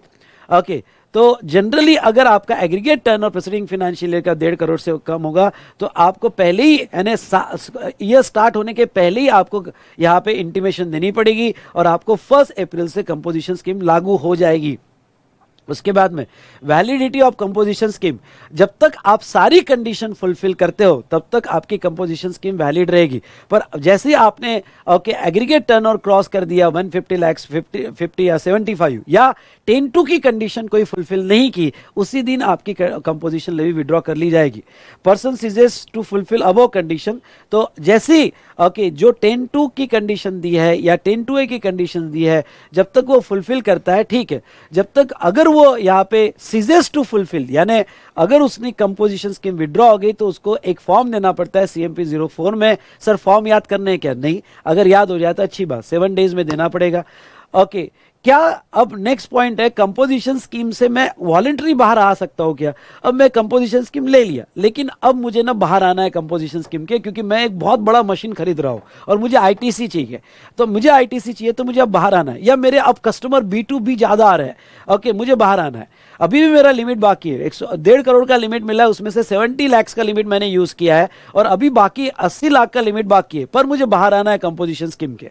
आप बाहर कभी भी आ सकते हो, डरो मत। बस आपको एक फॉर्म देना है विड्रॉल ऑफ कंपोजिशन स्कीम का CMP 04 और आप बाहर कभी भी आ सकते हो। सर ये बताइए कि जब मैं बाहर आ रहा हूं तो मुझे रिट्रोस्पेक्टिवली पूरा टैक्स नॉर्मल रेट से देना पड़ेगा? नहीं, आपको प्रोस्पेक्टिवली जो आपने कंपोजिशन लेवी में दे दिया 70 लाख का, अब इसके आगे जो आप टैक्स दोगे वो नॉर्मल रेट से आप टैक्स दोगे। और जैसे आप कंपोजिशन लेवी से बाहर आ गए तो आपको अपने स्टॉक का पूरा डिटेल्स देना पड़ता है, as well as tax invoice उसके बाद में इशू करना पड़ता है। कंपोजिशन स्कीम में फॉर्मेलिटीज कैसी होगी? तो कंपोजिशन स्कीम में फॉर्मेलिटीज होगी कि आप क्वार्टरली स्टेटमेंट दोगे, रिटर्न नहीं, क्वार्टरली स्टेटमेंट दोगे और हर क्वार्टर होने के बाद 18 तारीख को आप उसका GST पे करोगे गवर्नमेंट को। तो 18 को पे करोगे और स्टेटमेंट दोगे CMP 08 में। उसके बाद में रिटर्न जो आप फाइल करोगे वो पूरे ईयर का फाइल करोगे और वो 30 अप्रैल यानी 31 मार्च का ईयर खत्म होने के बाद आप 30 अप्रैल तक GSTR 4 दोगे और आप एनुअल रिटर्न भी दोगे GSTR 9A में। तो यहां तक हमारी प्रोसीजर सारी कंपोजिशन लेवी में खत्म हो जाती है। ओके, और मैंने यहाँ इंटरेस्ट के कैलकुलेशन दिए हैं। ये इंटरेस्ट के कैलकुलेशन देख लेना। मैं एक लाइन में कहना चाहूंगा कि जब भी कोई कैलकुलेशन करो, आप क्या कैलकुलेशन करते हो कंपोजिशन लेवी में? एग्रीगेट टर्नओवर, पिछले साल का एग्रीगेट टर्नओवर, करंट ईयर का। जब भी कोई एग्रीगेट टर्नओवर जब भी कैलकुलेट करो तो इंटरेस्ट मत लेना, इंटरेस्ट मत लेना। जब भी आप टर्नओवर इंस्टेड कैलकुलेट करोगे तो इंटरेस्ट मत लेना। जब भी आप 10% का कैलकुलेशन करोगे तो इंटरेस्ट मत लेना। इन शॉर्ट, आप जो है इंटरेस्ट कहीं पे भी कंसीडर नहीं करोगे ऑन लोन एडवांसेस और डिपॉजिट। चलो ये भी पढ़ लेते हैं। ये देखो, aggregate turnover of XYZ Limited in preceding financial year 152 lakhs, which includes interest on loan advances or deposit 3 lakhs. Whether composition levy is available in current financial year? 152 था, interest 3 लाख था, 152 minus 3 यानी 149 हुआ। यस, वो 150 से नीचे है। तो मुझे कंपोजिशन लेवी मिल जाएगी। अगर आप 75 लाख की लिमिट में हो तो वो डिडक्ट करो। आप सॉरी बेटा, आप 50 लाख की लिमिट में हो तो वो आप डिडक्ट करो। चलो दूसरा एग्जांपल लेते हैं। XYZ limited has opted composition levy in current financial year. उसने कंपोजिशन स्कीम ले ली। सॉरी बेटा, एक मिनट।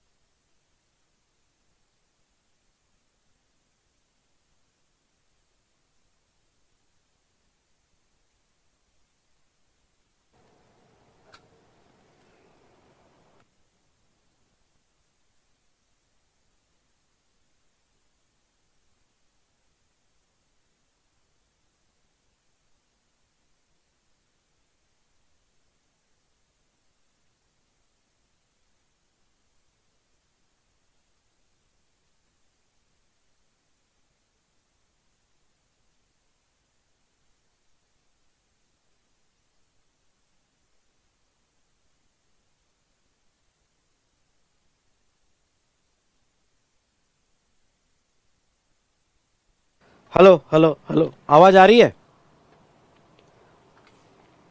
हेलो, आ जाएगी आवाज आ जाएगी। हाँ, दूसरा हम यहाँ पे लेते हैं, XYZ limited has opted composition levy, second वाला। अब उसने कंपोजिशन लेवी ले लिया, ओके, और लिया मतलब उसका टर्नओवर प्रीसीडिंग फाइनेंशियल ईयर का थ्रेशोल्ड लिमिट से कम था। करंट ईयर में टिल सितंबर उसका एग्रीगेट टर्नओवर 155 लाख हुआ, जिसमें 10 लाख का इंटरेस्ट इंक्लूडेड था। तो बताओ करंट ईयर में तो मुझे कंपोजिशन लेवी 1.5 करोड़ तक मिलेगी, पर क्या मेरा लिमिट एग्जॉस्ट हो गया? नहीं। करंट ईयर का जब एग्रीगेट टर्नओवर निकालोगे तो 155 माइनस 10, मतलब आपका लिमिट जो अभी तक एग्जॉस्ट हुआ वो 145 हुआ, यानी अभी भी आप बचे हुए 5 लाख का आप यहां पे कंपोजिशन लेवी ले सकते हो।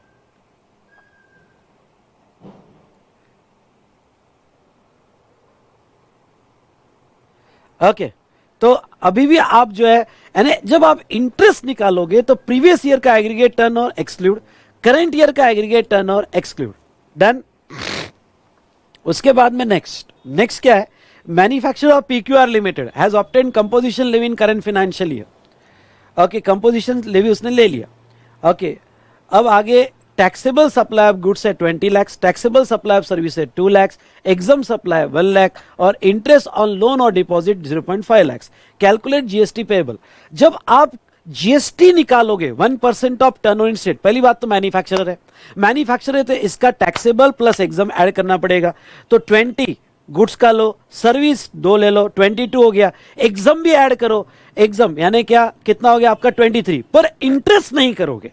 क्यों? क्योंकि जब आप टर्नओवर इन स्टेट निकालते हो तो टर्नओवर इन स्टेट में भी इंटरेस्ट को एक्सक्लूड कर रहे हो, तो जब आप 1% ऑफ टर्नओवर इन स्टेट दोगे तो आप उसमें इंटरेस्ट को एक्सक्लूड करोगे। उसके बाद में नेक्स्ट यहां पे ABC limited has turnover in state of Maharashtra preceding financial year.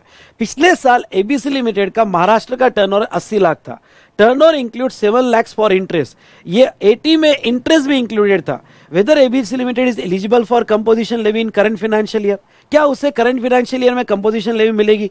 तो पहली बात तो एबीसी लिमिटेड है, महाराष्ट्र में था। ओके, अगर हम अज्यूम करके चलते हैं कि भाई ये सप्लाई ऑफ गुड्स में है, ओके, और ये ट्रेडर है या फिर मैन्युफैक्चरर है, तो 80 माइनस 7, पिछले साल का जब एग्रीगेट टर्नओवर निकालोगे तो 80 माइनस 7 यानी कितना है, 73 आया, मतलब ही ये हुआ कि वो कंपोजिशन लेवी मिलेगी। अब आगे क्या पूछते हैं, also what is the amount of marginal limit of service available.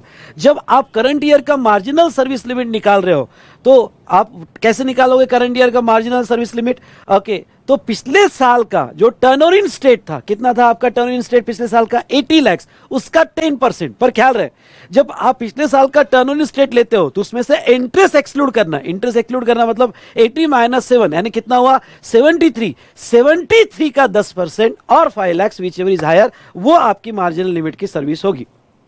Now नीचे क्या दिया देखो, continuing the above example, ABC limited where marginal limit of current financial year 7.3 lakh मिलेगा। Okay, in current financial year till September ABC made supply of 75 lakhs and supply of service 9 lakhs। Okay, जिसमें interest 2 lakhs है, तो क्या उसकी limit exhaust हुई? थोड़ा ये question का समझ लो, आपको करंट ईयर में 7.3 lakhs का मार्जिनल लिमिट मिला है सर्विस, यानी करंट ईयर में आप 7.3 लाख तक सर्विस दे सकते हो। अब उन्होंने सितंबर एंड तक का डेटा दिया, उन्होंने कहा कि गुड्स तो 75 लाख हो गया और सर्विस 9 लाख होगी। ओह, सर्विस 9 लाख होगी मतलब 7.3 के ऊपर चलेगी, तो 7.3 के ऊपर चलेगी तो क्या अब लिमिट विड्रॉ हो जाएगी क्या? नहीं। जब करंट ईयर का मार्जिनल लिमिट निकाल रहे हो तो उसमें भी इंटरेस्ट एक्सक्लूड करो, मतलब 9 माइनस 2 यानी 9 माइनस 2 अगर आप एक्सक्लूड करोगे तो कितना हुआ, 7 अगर होता है तो वो अभी भी 7.3 के नीचे है। ओके, और 7.3 के नीचे है तो आपको जो है कम अभी भी सर्विस की मार्जिनल लिमिट 0.3 बाकी है। ओके, इन सिंपल वर्ड मेरा ये कहना है कि जो भी इंटरेस्ट सब में से एक्सक्लूड कर देना। अगर ये कहा एग्रीगेट टर्नओवर में included exclude, turnover in state में एक्सक्लूड, ओके, प्रीवियस ईयर के टर्नओवर में होगा तो एक्सक्लूड, वो एक्सक्लूड करके कैलकुलेशन करना, या आपके मार्जिनल सर्विस में होगा तो एक्सक्लूड। ओके, तो इस तरह से ओके हमने सारे कॉन्सेप्ट देख लिए यहां पे कंपोजिशन लेवी के। ओके, मजा आया बेटा? यस और नो? मजा आया क्या?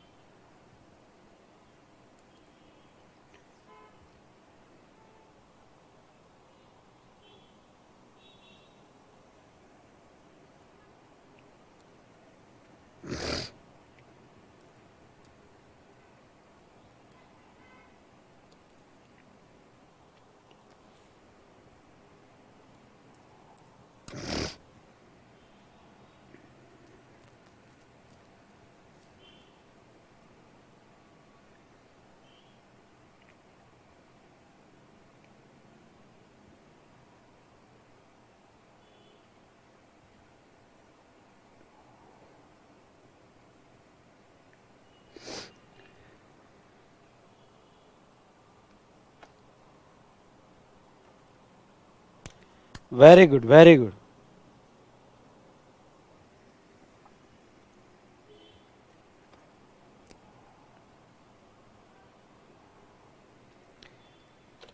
चलिए अब क्वेश्चन के कुछ सिलेक्टेड क्वेश्चंस देख लेते हैं आरसीएम के, जो मुझे लगता है कि आपने करके जाने चाहिए और यस और अच्छे से अच्छे मार्क्स कवर करने चाहिए। आरसीएम के देख लेते हैं। यहाँ पे आईसीएआई मटेरियल के क्वेश्चंस आपको, जैसे मैंने लास्ट सेशन में भी कहा था कि आप क्वेश्चन कैसा पढ़ोगे। आईसीएआई का क्वेश्चन आप ओवरलुक कर लोगे, आरटीपी मॉक टेस्ट पेपर के क्वेश्चन आप सॉल्व करके देखोगे, ये आप सॉल्व करके देखोगे, ये आप ओवरलुक कर लोगे।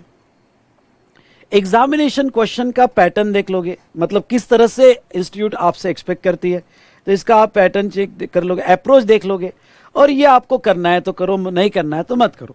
ओके, लेकिन एटलीस्ट इतना तो भी करो, ठीक है। तो ये आपको 2 क्वेश्चन सॉल्व करके देखना है। Okay, RTP mock test paper पे आपकी सॉल्विंग प्रैक्टिस हो जाएगी। डन। चलो अब मैं यहाँ पे जो क्वेश्चन सिलेक्टेड क्वेश्चन है वो मैं फटाफट आपके साथ डिस्कस कर लेता हूँ।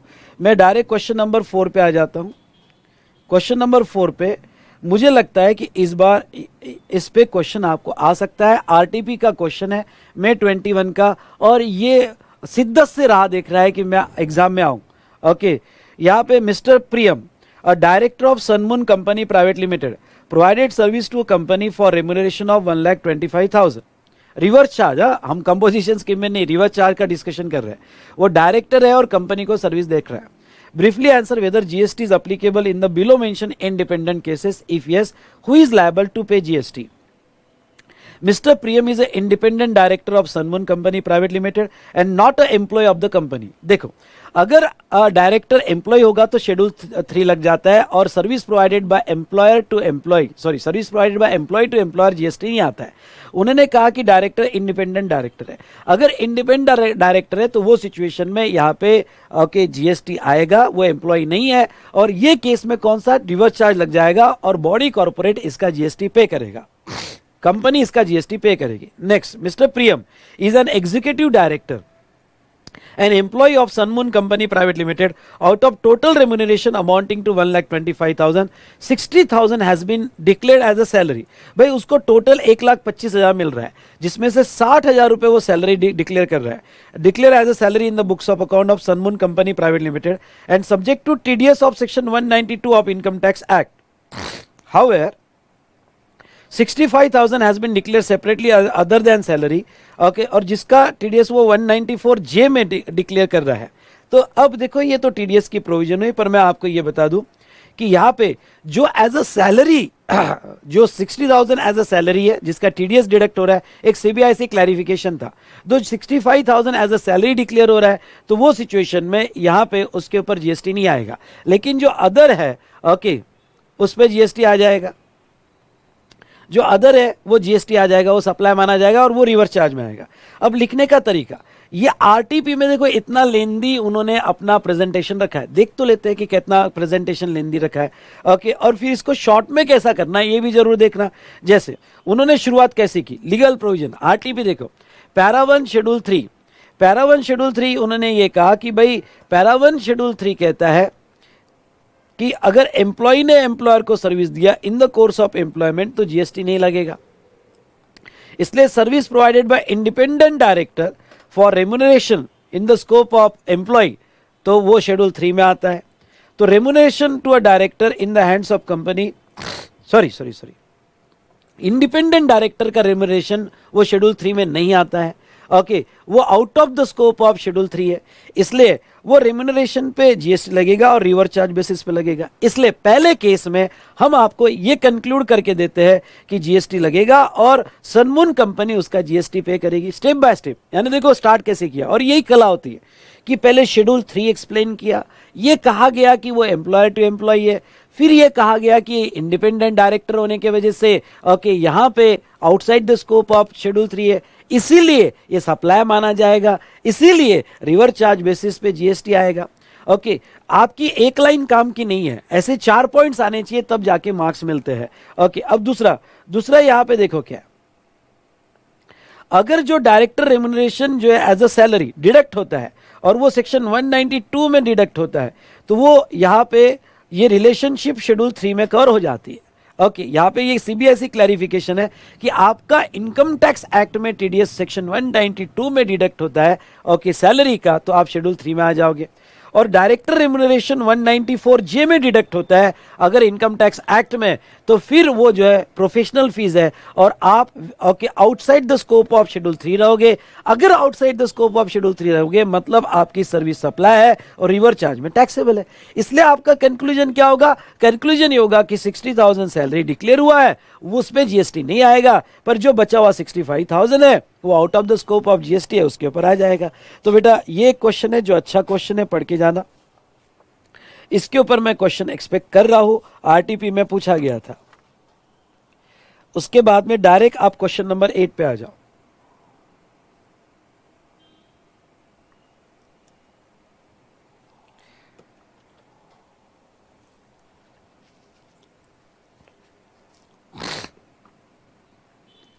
अब देखो क्वेश्चन नंबर 8 क्या कहता है। Mr Vicky Frankin, a registered famous author, received a 3 crores of consideration from Shiv Bhavan publication located in Indore for supply of service by a temporary transfer of copyrights covered under this section। हाँ, copyright और literary work है, I repeat copyright है और literary work है। Relating to original literary work of his new book, he finished his work, made available the book to publisher, but has yet not raised the invoice.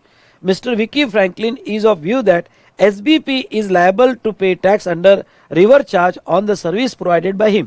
भाई विकी फ्रैंकिन जो है उसको लगता है कि मैं क्यों टैक्स दूं, वो तो रिवर चार्ज में पब्लिशर देगा। SBP does not concur with his view। SBP को लगता गलत है भाई, ये भाई विक्की तू क्या सोच रहा है, तू तो गलत है। ओके, तू ऑथर होगा, मैं पब्लिशर होगा। ओके, गलत है भाई। Okay, and not ready to deposit the tax, तो यहां पब्लिशर टैक्स डिपॉजिट करने के लिए रेडी नहीं है। Examine whether the view of Mr Vicky Frankin is correct. आपको यह जानना है कि विकी फ्रैंकिन का व्यू जो है वो करेक्ट है या नहीं है।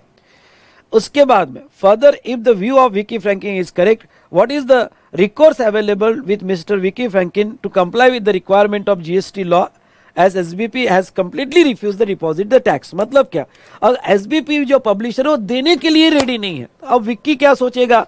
ओके, तो विक्की डोनर नहीं भाई, विक्की यहाँ पे ओके टैक्स डोनर। ओके, तो वो क्या सोचेगा? तो अब ऐसे सिचुएशन में ये क्वेश्चन जो है, जस्ट अ मिनट,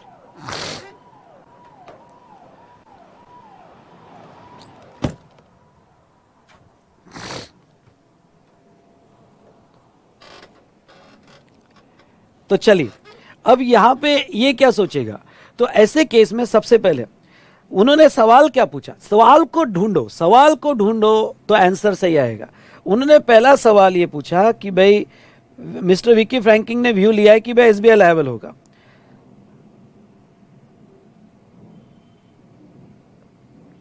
तो उन्होंने पूछा examine whether the view of Vicky Frankin is correct, पहले इसका आंसर देना है। तो यस, विकी फ्रैंकिन बिल्कुल करेक्ट है, बिल्कुल करेक्ट है।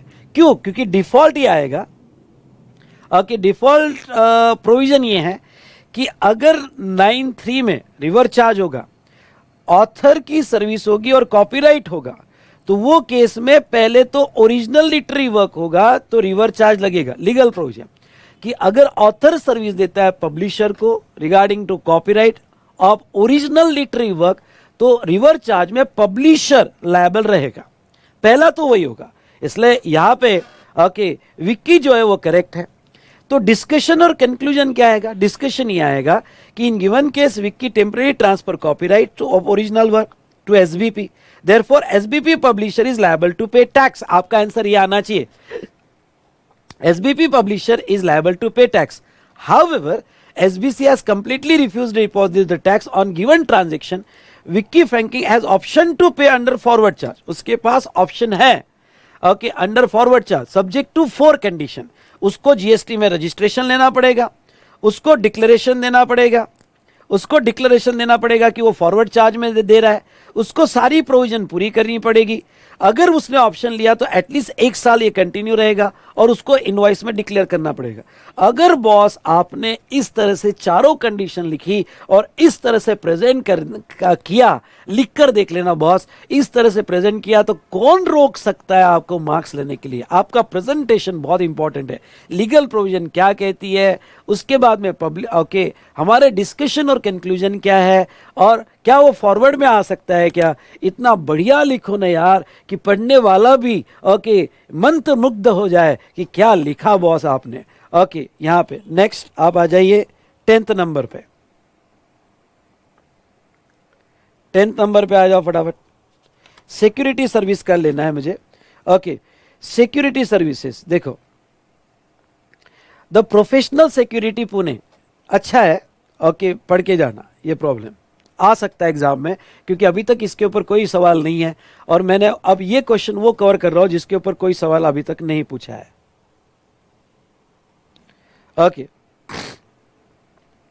The professional security Pune is a firm of security agency. Security agency है, security agency by way of supply personnel. By way of supply personnel, याद आ रहा है ना आपको? यस और नो? हाँ यस बोलिए। Providing service by way of supply of security personnel to मतलब any person other than body corporate to registered person, तो रिवर्स चार्ज आएगा रजिस्टर्ड पर्सन पे। XYZ प्राइवेट लिमिटेड, अब ये जो सिक्योरिटी एजेंसी है उसने XYZ प्राइवेट लिमिटेड को सर्विस दिया, company registered under GST, reverse charge आ जाएगा 10 लाख पे। उसके बाद में Sindh cooperative society Mumbai which is not registered under GST, तो अगर वो रजिस्टर्ड नहीं है तो फॉरवर्ड चार्ज आएगा। तो पहले केस में देखो, पहले केस में रिवर्स चार्ज है, इसलिए टैक्सेबल वैल्यू। अब उन्होंने पूछा क्या है, मैं बता देता हूं नीचे क्या पूछा है। Determine taxable value of professional security, हमें प्रोफेशनल सिक्योरिटी की टैक्सेबल वैल्यू निकालनी है। अगर प्रोफेशनल सिक्योरिटी की टैक्सेबल वैल्यू निकालनी है कि वो कितने वैल्यू पे टैक्स देगा, तो पहला तो XYZ को दिया, पहला अगर XYZ को दिया तो उसकी वैल्यू में नहीं आएगा क्योंकि वो टैक्स नहीं देने वाला है, तो उसकी टैक्सेबल वैल्यू नील रहेगी, उसकी टैक्सेबल वैल्यू नील रहेगी।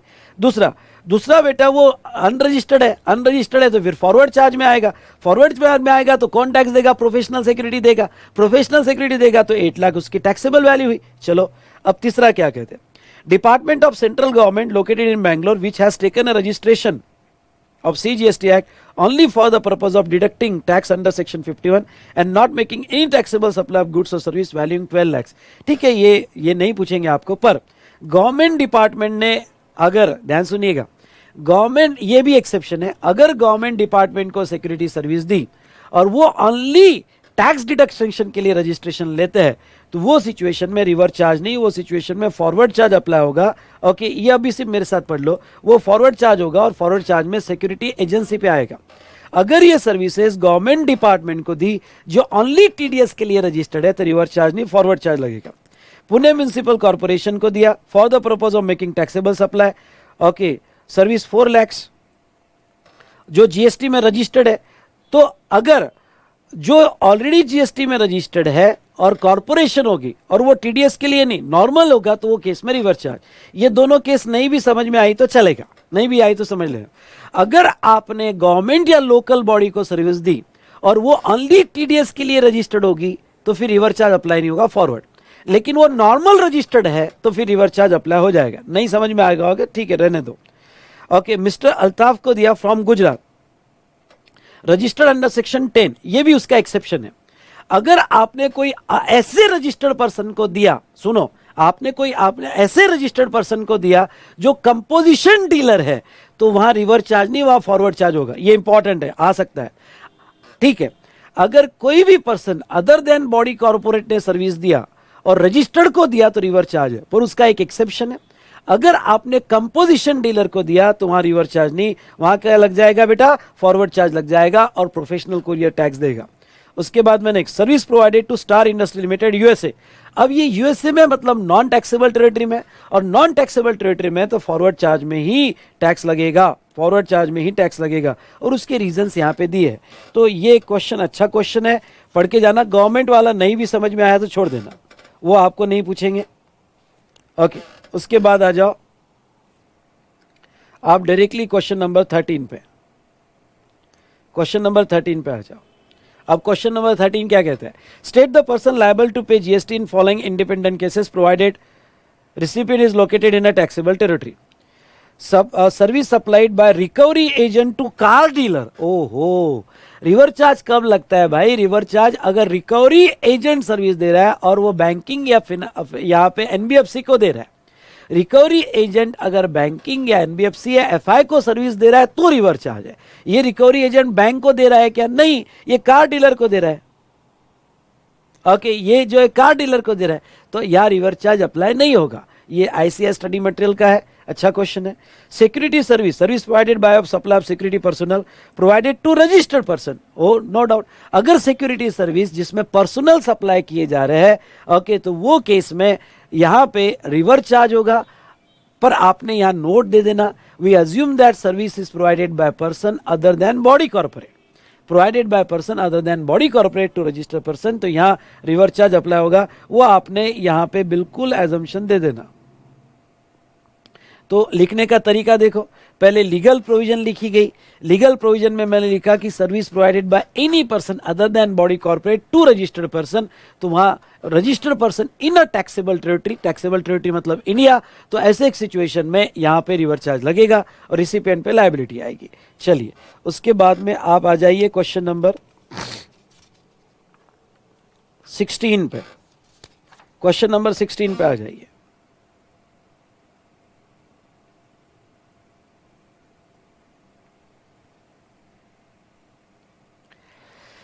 From the following information, determine the person liable to pay GST given that both supplier and recipient are located in India. ठीक है. Mr. Atul is an agent of life insurance company. Insurance company pays commission of rupees 6 lakhs to him. Mr. Atul claimed that no GST leviable on service provided by him as his value of taxable service does not exceeds 20 lakhs. 2 point समझ लो. अतुल एक agent है life insurance company का. अब अतुल कह रहा है कि मेरे इस पे जीएसटी नहीं लगेगा भाई, ना फॉरवर्ड ना रिवर्स, जीएसटी नहीं लगेगा. क्यों? क्योंकि मुझे सिर्फ 6 लाख का कमीशन मिला है, वो 20 लाख से यानी थ्रेशोल्ड से नीचे है. तो यहां पे आंसर क्या होना चाहिए? आपका आंसर सिर्फ इतना होगा कि रिवर चार्ज लग जाएगा और लाइफ इंश्योरेंस कंपनी टैक्स देगी, तो आउट ऑफ 2 मार्क्स आपको हाफ मार्क मिलेगा. क्यों सर? वो रिवर चार्ज लगेगा वो तो ठीक है, पर अतुल कह रहा है कि टैक्स ही नहीं लगना चाहिए भाई, मैं थ्रेशोल्ड के नीचे हूं. ख्याल रखना, अगर आपकी सर्विस रिवर चार्ज में है तो थ्रेशोल्ड आपको अप्लीकेबल नहीं होता है. आपकी सर्विस रिवर चार्ज में तो थ्रेशोल्ड आपको अप्लीकेबल नहीं होता है. इसलिए उसके ऊपर कमेंट केयरफुली दो कि भाई 9(3) में अगर इंश्योरेंस एजेंट इंश्योरेंस कंपनी को सर्विस देता है इन अ टैक्सेबल टेरिटरी तो रिवर चार्ज लगेगा. अतुल ने जो क्लेम किया कि वो थ्रेशोल्ड में है, तो रिवर चार्ज में रिवर चार्ज में कंपलसरी रजिस्ट्रेशन है, और रिवर चार्ज में कंपलसरी रजिस्ट्रेशन होने की वजह से सेक्शन 24 में थ्रेशोल्ड नहीं लगता है. रिसिपिएंट को टैक्स देना ही पड़ता है और लाइफ इंश्योरेंस कंपनी इसका टैक्स देगी.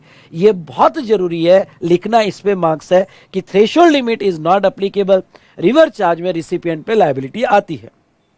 Now second, XYZ limited avail the service of Vimal goods transport agency, GTA का सर्विस लिया for transportation of goods by road from factory located in New Delhi to Jaipur depot and paid freight 1 lakh.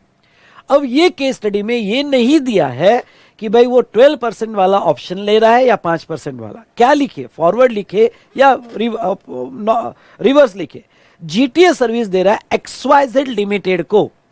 Okay, अब XYZ limited body corporate है, इसलिए reverse charge तो आ ही जाएगा, no doubt. वो registered होगा तो भी आ जाएगा, अनरजिस्टर्ड होगा तो भी आ जाएगा, क्योंकि सर्विस लेने वाला ओके यहां पे सर्विस लेने वाला जो है वो बॉडी कॉर्पोरेट है. देखो, पहले क्वेश्चन में आपके सवाल आ रहे हैं, बात अतुल की नहीं है.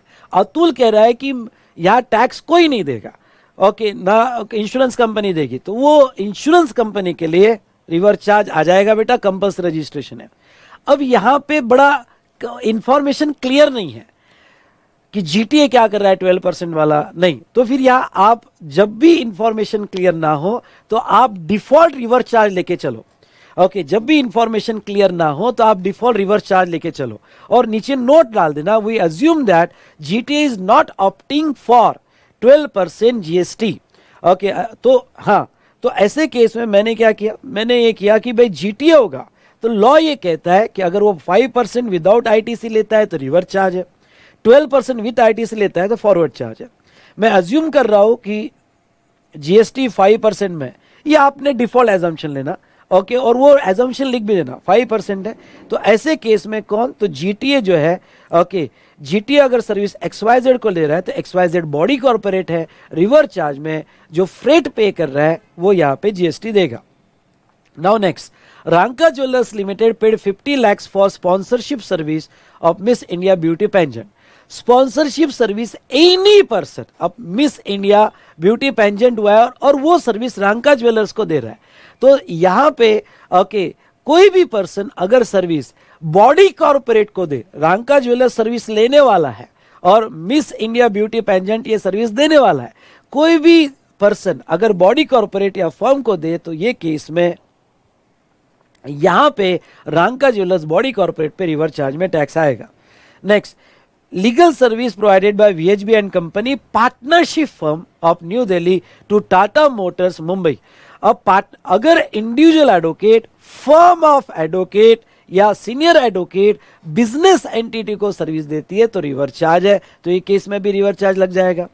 Infrastructure support service provided by government to business entity, government कोई भी सर्विस बिजनेस एंटिटी को दे तो रिवर्स चार्ज लगता है, एक्सेप्ट डिपार्टमेंट ऑफ पोस्ट की service, renting of immovable property other than unregistered person, vessel aircraft और ट्रांसपोर्टेशन सर्विस।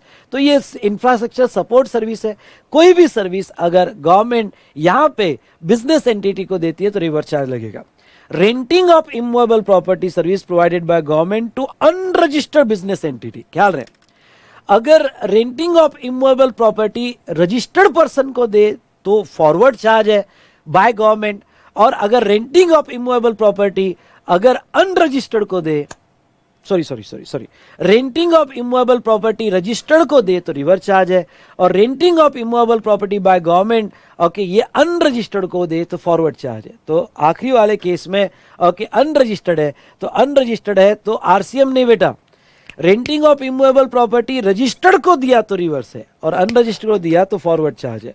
तो ये हमने कुछ डिस्कशन देखा, कुछ इंपॉर्टेंट क्वेश्चन देखे, और यहां हमने कंप्लीट किया हमारा क्वेश्चन है discussion okay on RCM, on क्या बेटा, आरसीएम। ठीक है, तो आज का डिस्कशन आई होप आपने एंजॉय किया होगा। ओके, कुछ इंपॉर्टेंट क्वेश्चंस में क्वेश्चनर भी टच कर रहा हूं। ओके, आपको क्या करना है आप जरूर कीजिएगा।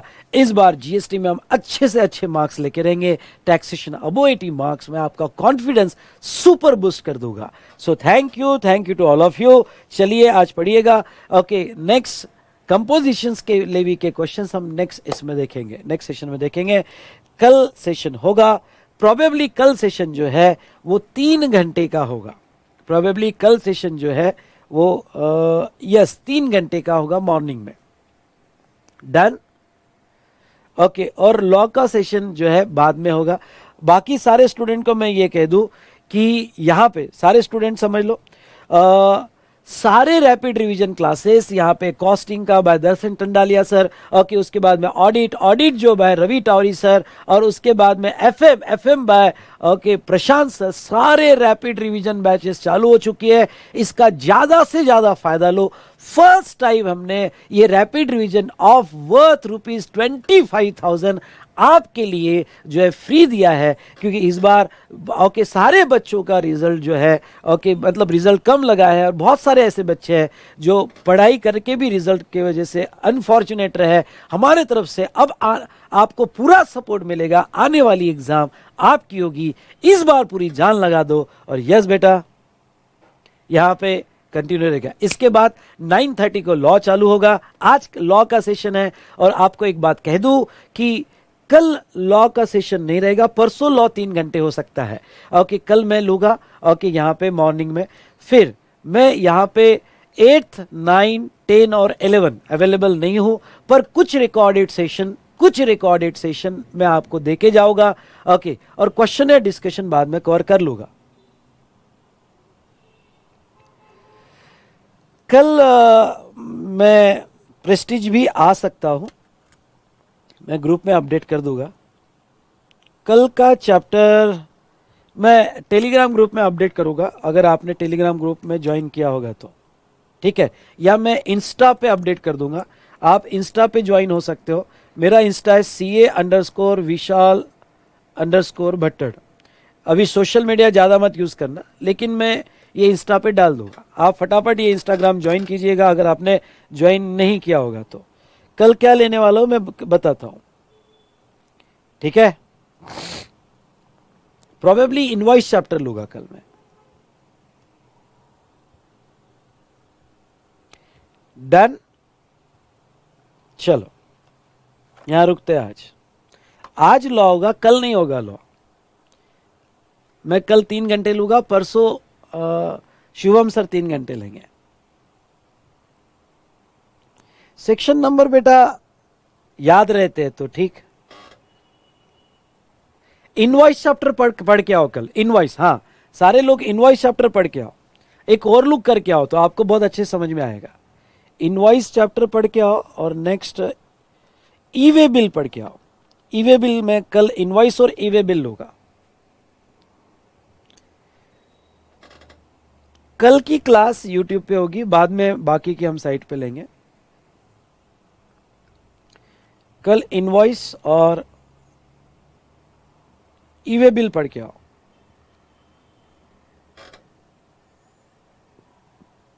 ठीक है। चलो।